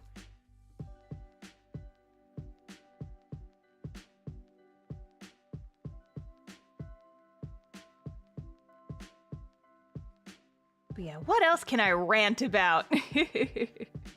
What else can I rant about? Have you watched Amazing Digital Circus yet? Did you enjoy it? Thank you for the super chat. I have watched the first episode. I know that there's a second episode now. I think I'm just not the target audience for Digital Circus. I watched it. I can see why people like it. I don't think it's for me. And it's weird because, like, it was hard for me to put down exactly why I felt that way. The pilot episode kind of felt a little, like, weirdly scattered, I think. It just felt like there was kind of a lot going on, and it really felt like it was kind of pushing you into the deep end. It all just happened very fast. And I think that is, you know, like, kind of an inherent thing with like, pilot episodes, right? Is you only have a limited amount of time to get, like, all these big things across, but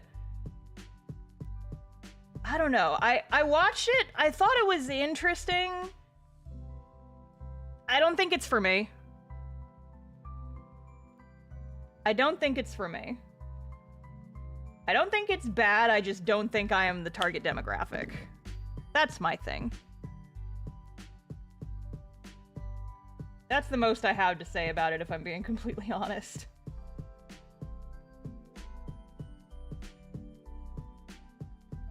What about Ramshackle? I've seen that one around. I have not watched it yet.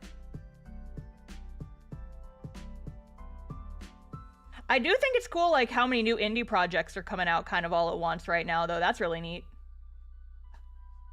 As a fellow indie person, I'm enjoying seeing folks making their shit, and I'm just sitting over here like, hell yeah, even if this isn't necessarily my shit, it is someone's shit, and I'm glad that they're getting shit that they like. Thumbs up emoji.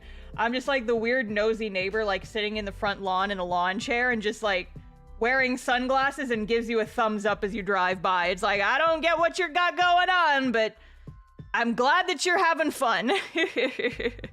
That's me with a lot of things.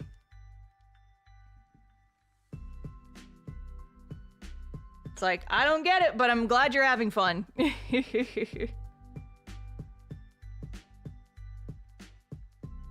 Jacko to the Max, thank you for joining the membership. It's not a show, but have you played Indigo Park? I have not even heard of that, so no, I don't know what that is.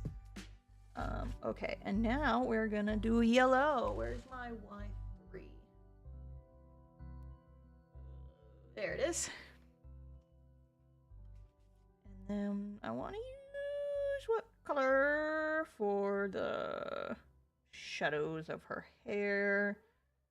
Milo? Hey. Milo, get off of my computer! Milo, get off! Get out of there! Get out of there! That's not where you belong.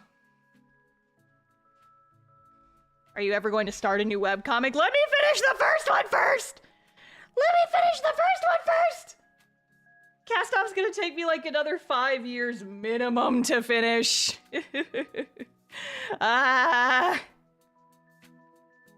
It is wild that people are asking me what I'm gonna do after Cast-off. Cast-off is gonna be another several years.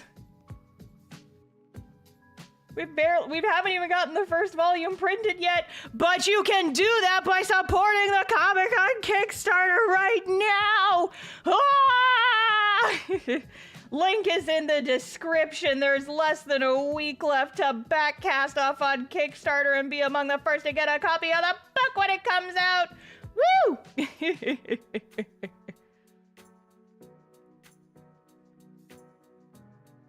But yeah, after Cast-off, I don't know. That's too far ahead to think about. I do have my vampire lesbian rom-com that I kind of want to do. I've been thinking about it a little bit over the last couple of days. But Cast Off still very much takes over my brain right now. Jared, thank you for re-upping your membership. 11 months, wowie. Did you add more of the higher tiers to the KS? I haven't. I might add one more batch. Maybe one more. Because I do enjoy using my new markers. They are fun. Maybe. Maybe. If we hit 45K on the Kickstarter before end of day Wednesday, I will add 5 more of the custom marker illustrations to the Kickstarter. And that will be the last batch. No more after that. I don't want to do more than 10 of, there are more than 15 of those. That's so many.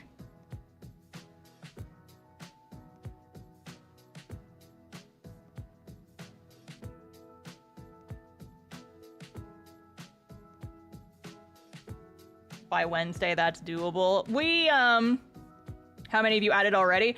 It's up at 10 right now, and they've all been claimed. But if we can hit 45K by the end of the day on Wednesday, I will add one final batch of 5 more. And that's like the only, these Kickstarters are like the only time that I take, traditional art commissions. So, a rare opportunity has presented itself.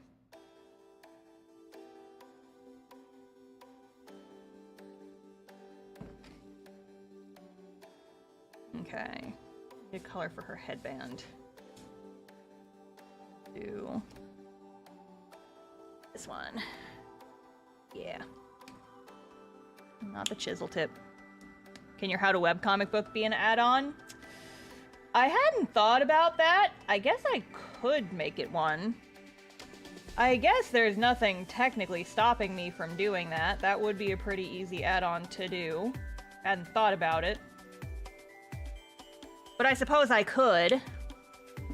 Where did my purple go? Here it is.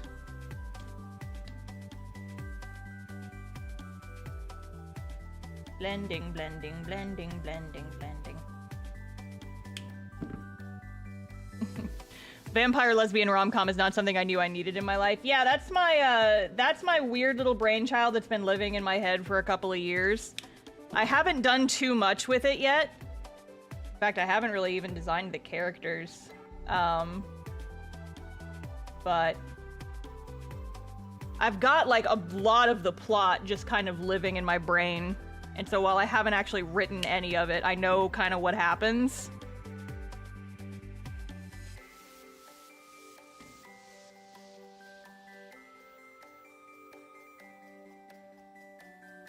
I have the plot mapped out in my head, you could say.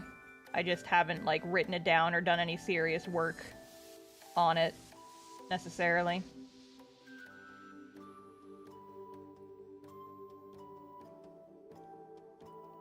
But yeah, that comic is very much, like, the basic premise is, oh man, the trials and tribulations of going to art school, and then also my roommate is a vampire, but it's also very much about, like, YouTube and social media and, like, living a life that you think people want you to live because that's the expectation they have of you. And kind of forcing yourself to be something you don't want to satisfy other people and how that fucks your life over. And it's also about asexuality, because gets my ace little hands all over everything that I write. And yeah, it's a big mishmash of a lot of fucking things. Yes, it is called Bloodstream. That is the title of it. It's basically just like the entire story is basically just Star writes about what she wants. Star has thoughts about things that have affected her personal life. And let's make it a story, but let's also make it about vampires because okay, so here's my thing, gang. Here's my thing. And this is gonna sound wild considering that I am actively wanting to do a vampire-focused comic after doing Cast Off. I don't actually give a shit about vampires. Like, I don't care about vampires necessarily. I like vampires because I think vampires are funny. I think a lot of the tropes associated with vampires are freaking hilarious.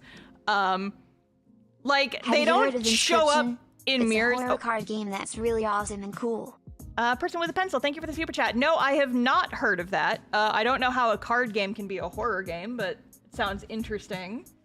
Let's see if this color works out.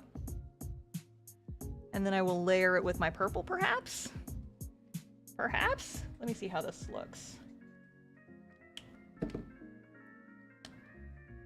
The Star is a werewolf girl? No, not even that. Not even. I don't give a shit about werewolves either. Like Twilight? Do not give a shit. Cannot be compelled to give a shit about Twilight in any kind of way. I just think that vampires are hilarious. Like they don't, and mixing them with other things makes them more hilarious. Because the whole story is about like a vampiric Twitch streamer. With her whole gimmick being she doesn't show up on camera. And everyone thinks it's just like some weird special effect that she does. And she just openly tells everybody, nah, I'm a vampire. And they just think she's some weirdo on the internet. And so they largely ignore her.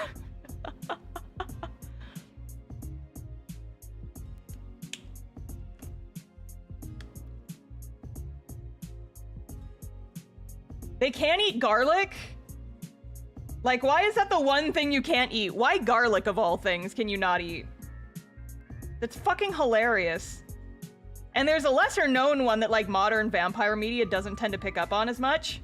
But apparently vampires are like just consistently, if you like, one of the ways that you could try and chase off a vampire in hashtag ye olden times was to like throw a bunch of grains of rice over your shoulder while they're chasing you. And then they will be compelled by their very nature to stop and count all the grains of rice, and they will not be able to leave that spot until all the grains of rice have been counted, and usually it takes them so long that they are stuck doing that until the sun comes up and then they fucking die. That is hilarious. And so in my story, vampires are just gonna be like, they're just good at math. They're just good at math. I just like vampires because I think the tropes that you can get away with vampires are very funny.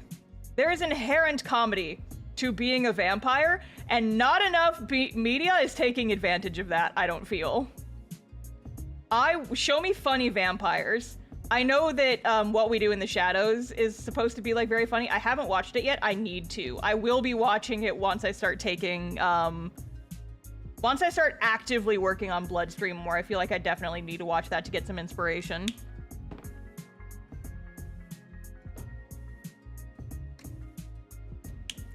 But yeah, apparently, you want to get rid of vampires, you just throw rice at them, and then they'll have to count the rice.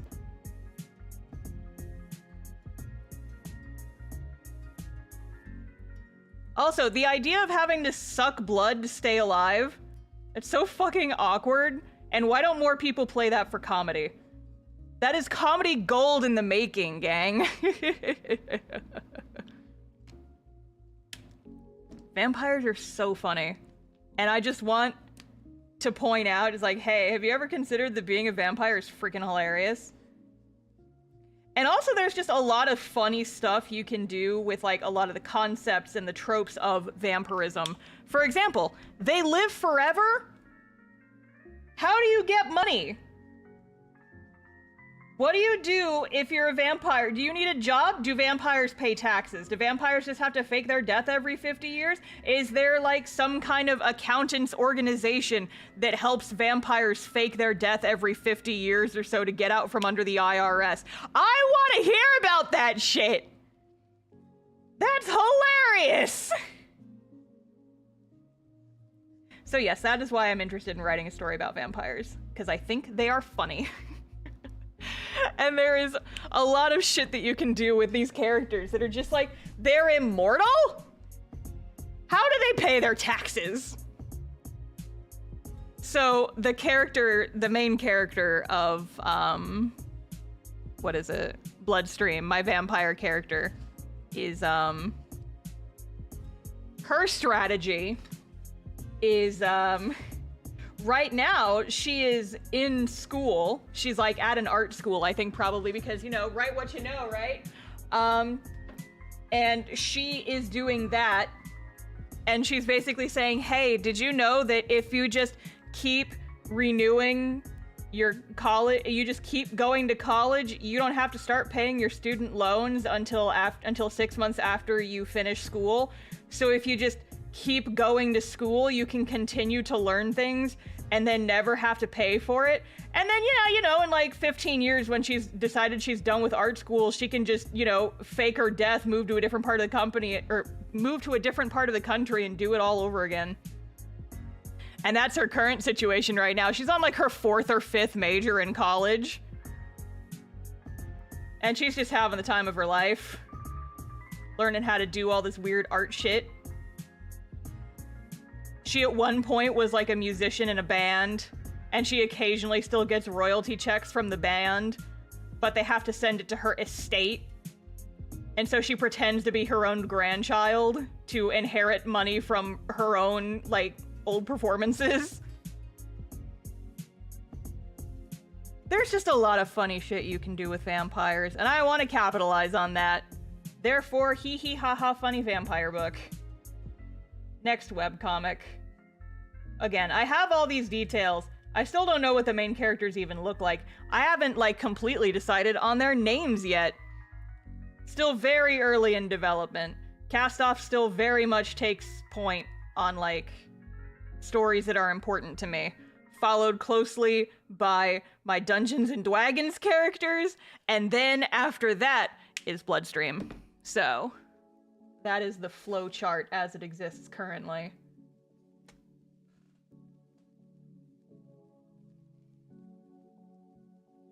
This is not the right color.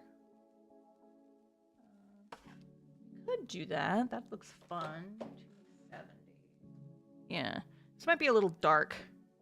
Vampire taxes got me, right? That's funny stuff. I want to see a comic get into the minutia of vampires paying their taxes. I want this for me, and if nobody else is gonna write it, then I guess I'll write it.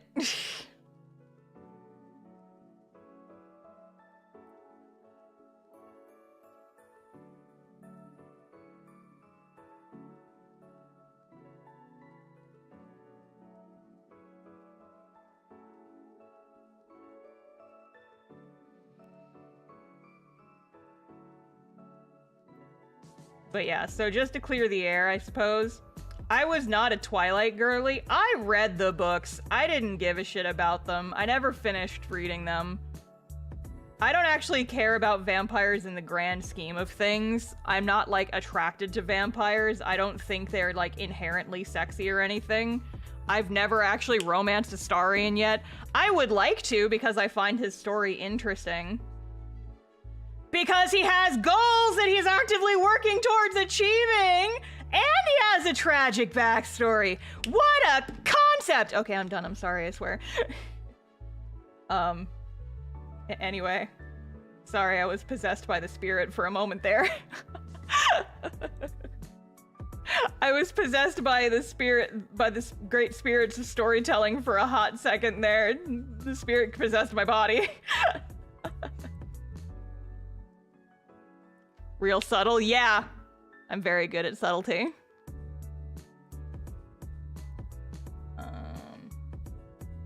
Like a lighter ink. Kind of matches the red I've got going on. Let's do R9.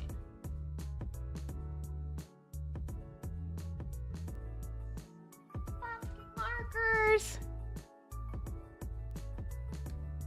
You think vampires will make pop culture references to things from like 1610? Yes, absolutely. That is another just inherently funny thing about immortal characters. Also, Blue the Diglett, thank you for the super chat.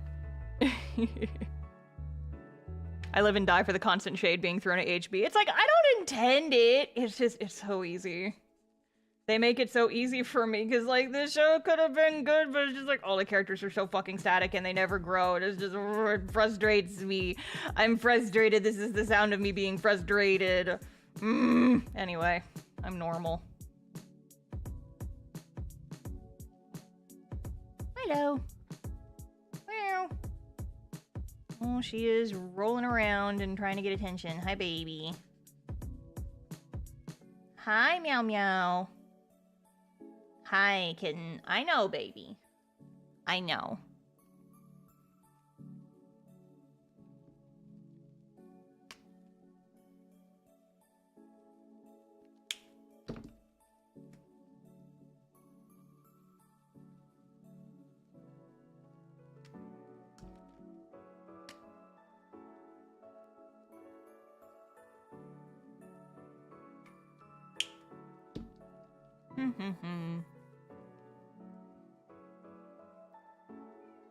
What? What, kitten? Hi, ma'am. What are you doing? Hey, baby. She's trying to claw her way up onto my chair. Milo, if you come at this from a different angle, it will be easier for you to get up in the lap, kitten. You can be a lap cat, you just have to, you know, actually be a lap cat.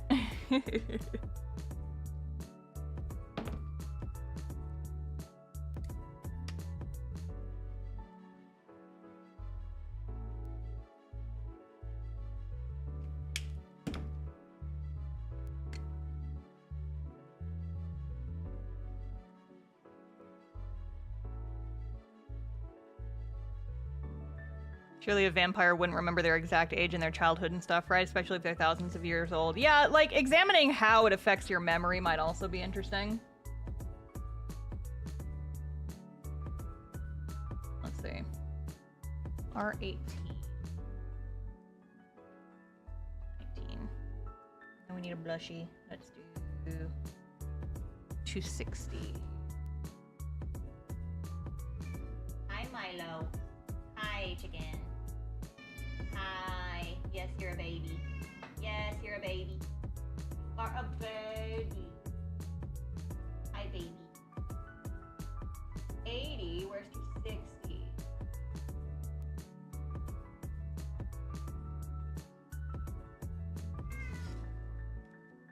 Hi, Milo. Milo, you are so... You are so... You are so... Little chicken. Wow, what?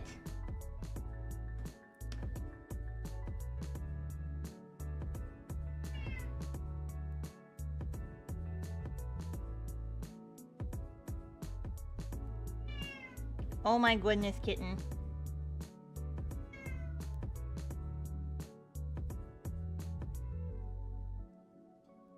She has so many opinions, you guys.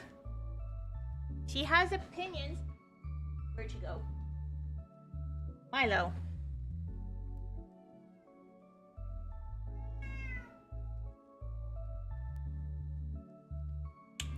Yes, Milo. Meow, meow, meow. Meow, meow, meow.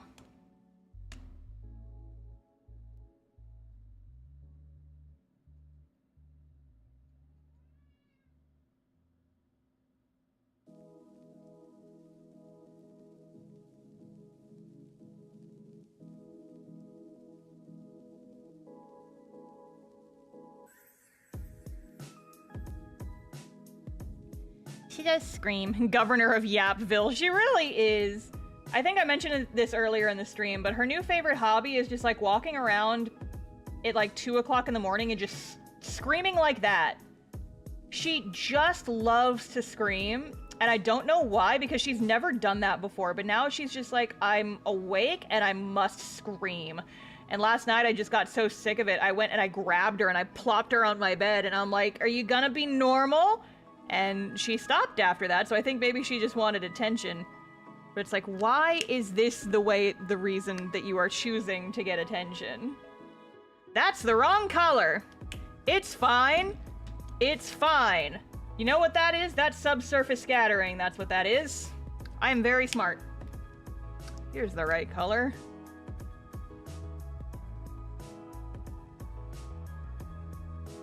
I am a professional and don't let anybody tell you different. Professional artist right here, points to self. I've never made any kind of mistake ever in my life.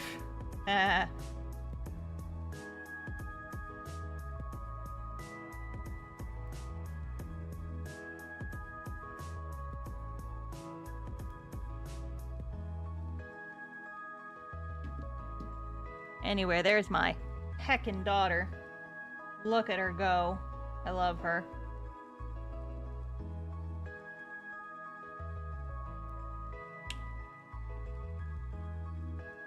Alright, now I just have to figure out a color for her vest thingy.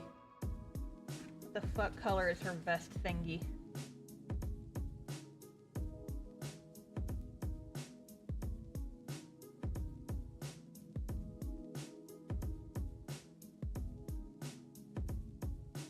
Using this one, I think, is like a base.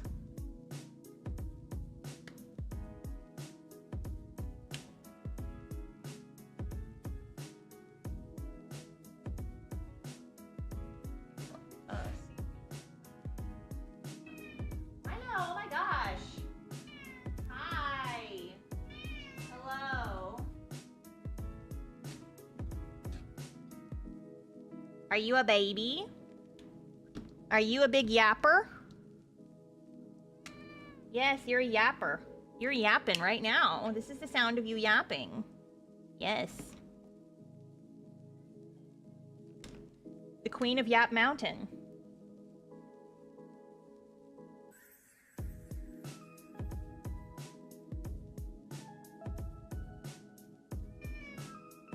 Milo, please, can you wait until after stream? I will give you so many cuddles after stream you would not even believe. Can you give me like 15 minutes to finish my drawing, Milo?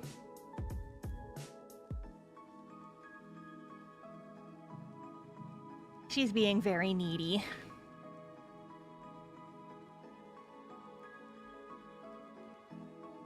Yeah, no, she's fine. She just wants pets.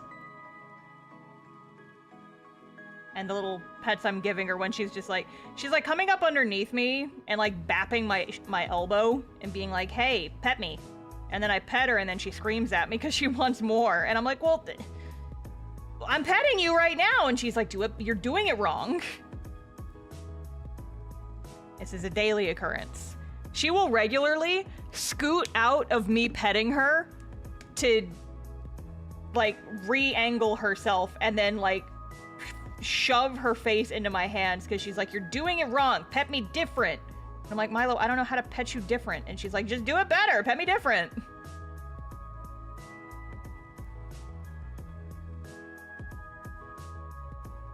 She'll like scream at me actively while I am petting her.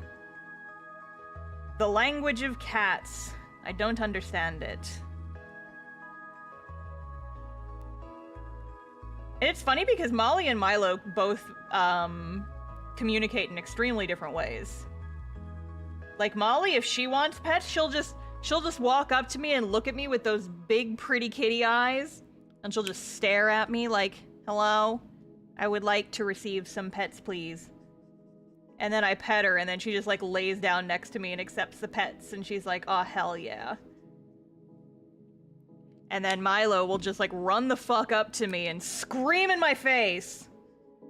And then scream at me more when she decides she's not satisfied with the petting that she is receiving. She just tries so hard. She just tries so hard.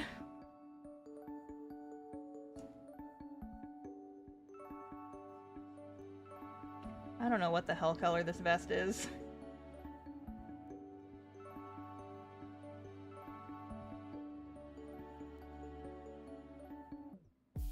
It is every color, that's what color it is.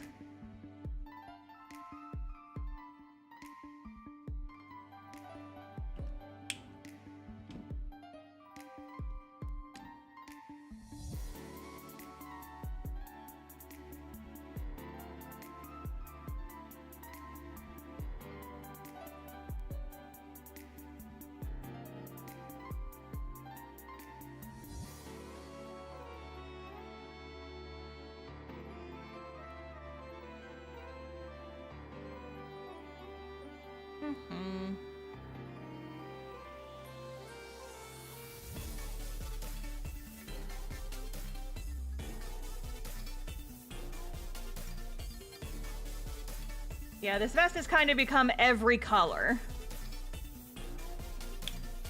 Traditional art means that you are constantly in the fuck around and find out stage, and sometimes it doesn't work out like you were hoping, and you can't go back and change the colors because the markers don't work like that. But that's what the colored pencils are for.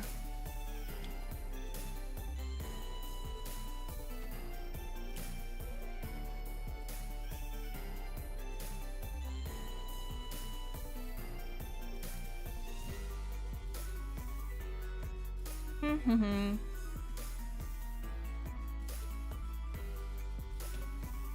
clean up this a little bit. All my heckin' grays, and my other grays, and my third gray, and my fourth gray. All my heckin' grays. Technically reds, as are these. Wowie wow. I sort of kind of have my markers organized by color, but it's very loose. Alright. I have them more color groups. And then color pencil time. Color pencil time. Wowie zowie. Let's do this shit again.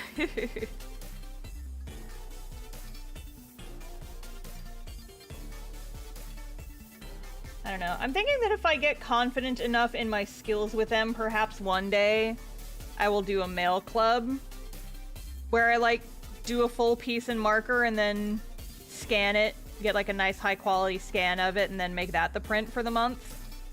Maybe. Don't count on it.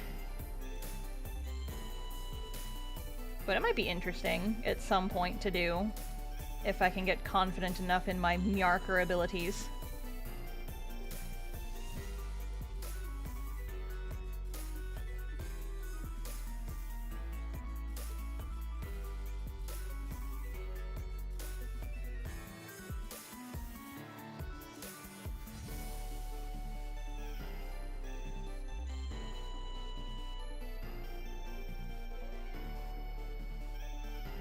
Don't hold you guys' breaths for that.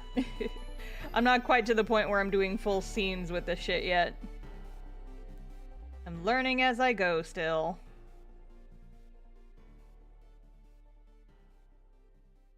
Kind of hashing things out, as it were.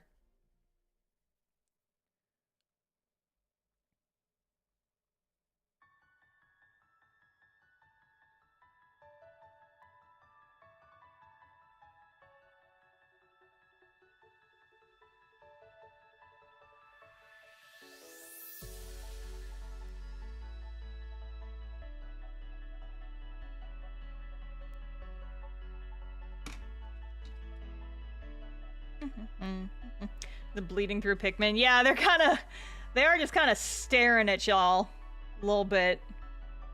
They're just little guys. They are just little guys. Oh god damn it though, thinking about Pikmin reminded me. I've been betrayed. I have been so betrayed by someone who I thought was a friend and ally, but who has instead betrayed me. Vicious betrayal. So, my dear friend Athena, beloved friend Athena, who I love very dearly, who I have known for like half my life at this point, love her to pieces, sends me a text last night saying, hey, you're gonna hate me, but, and then proceeds to like work on an essay for a while. And you know, me being me, I respond first with like, without knowing why she thinks I'm going to hate her, I'm just like, Athena, you silly, I could never hate you. And then I will read you what she texted me. I will read you what she sent me. Hang on, I can't use my mouse because there's no sensor. Here. Okay. So she says, I was listening to a random RT game video in the background, and I legit thought I heard your voice for a second. He was doing a collab with the British VTuber who sounds like you. And I was like, no, what the fuck? Why? No! I still do not understand how people get me and her confused. But it is apparently now to the point where even people who have known me for so freaking long, people who have known me for literal years, are mistaking my voice with hers. And I don't understand why. And I want to be clear, I have nothing against Rin Penrose. I think she is neat. I have sat in on a couple of her streams. Like, she also a fellow Pikmin enjoyer. Yes, good, excellent. We don't sound alike, though. Why do people think we sound alike? It's happening again. Yes, oh my god, I don't understand it. And it's like, when it was bad enough when it was just like random people in my YouTube comments saying that we sounded similar. And I was like, oh, haha, that's an interesting comparison. But no, we don't really sound alike. And then it's like close friends who I've known for over a decade agreeing. And I'm like, why? You guys' ears are broken. I don't get why people think that we sound similar. But apparently it's close enough that like people are actively getting tripped up by it. And I'm like, what the I don't get it. Why does this keep happening? I don't get it.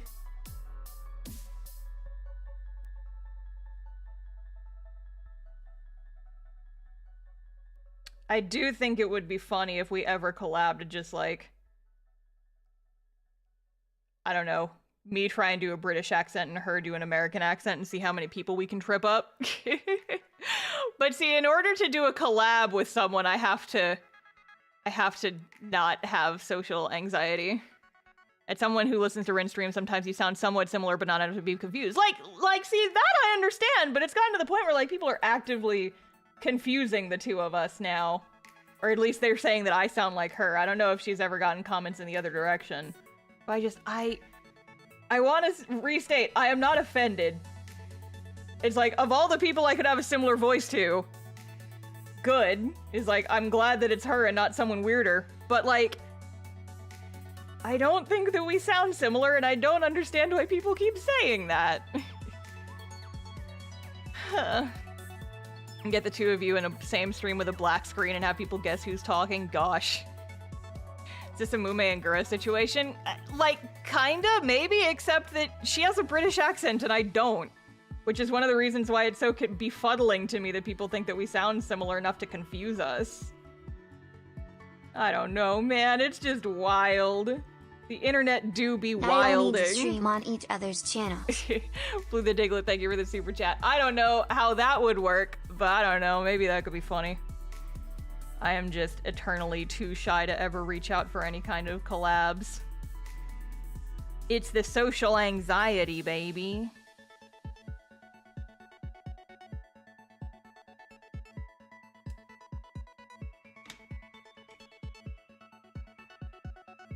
Oh, membership. Ah, well, thank you for joining the membership. I am very intelligent. I am very smart and know exactly what I'm doing. Ha ha ha, yay.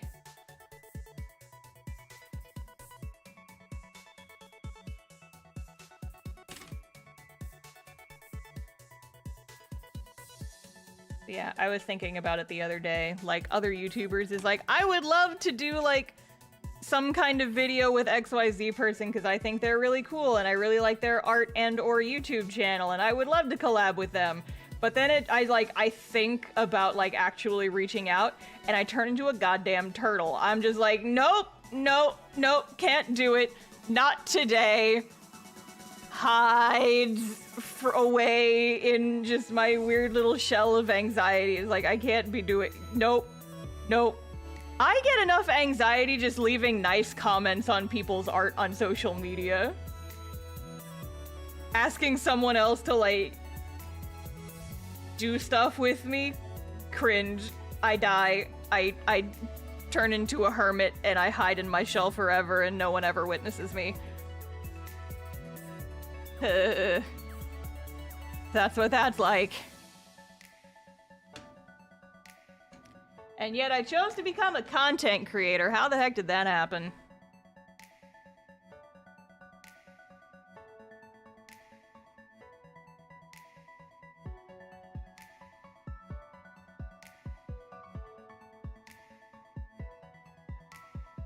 I think that's one of the reasons why I like making videos more than streaming. Because when I'm making videos, I don't have an active audience, like, while I'm doing it. But with streaming, there is an inherent, like, audience always watching you. She stares at the camera.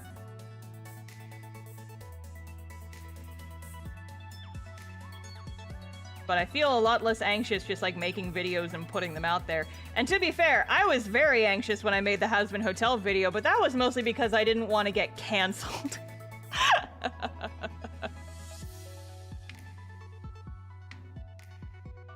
feel like it happened because despite it being popular, you aren't actually interacting with people. I mean, yeah. I don't tend to do collabs very often, and when I do, it's just, like, inviting people who I already know to just, like, hey, do you guys want to, like, hang out in the voice chat? And sometimes they're like, yeah. So, you know. Anyway, I think I'm done. I drew an Ariana, and she's very Prismacolor. I feel like there is potential in this blue underlighting situation I have going on.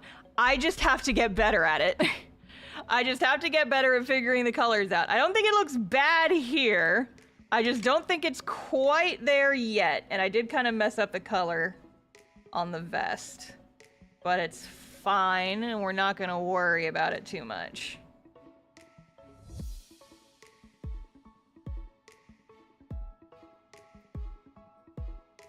No stress. Traditional art means no stress. We're not gonna worry about it being perfect. We're just gonna accept it as it is and move on. Wowie zowie.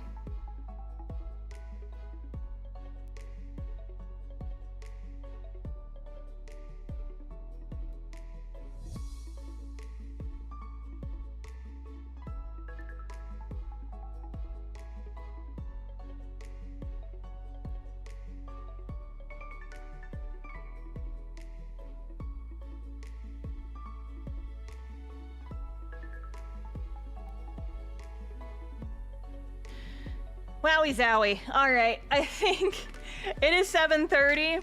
I don't have time to start a new one, so I think we are probably gonna go ahead and leave it there for now. But thank you guys for joining me. I hope you enjoyed the stream. I don't know if I'm gonna be doing many more of these because I have so many things I have to attach to my desk to get it to work. But perhaps if the people go crazy for it in the future, here, I will give you a close-up on the finished Ariana, and I will post a picture later on my socials. But yes. Am I a real artist now? Am I a hashtag real artist now, you guys? Don't forget the Kickstarter. No, the Kickstarter ends next Monday, so there is you got 1 week to back the Kickstarter. The link is down in the description. Less than 1 week to get this book, and a bunch of other stuff that are add-ons.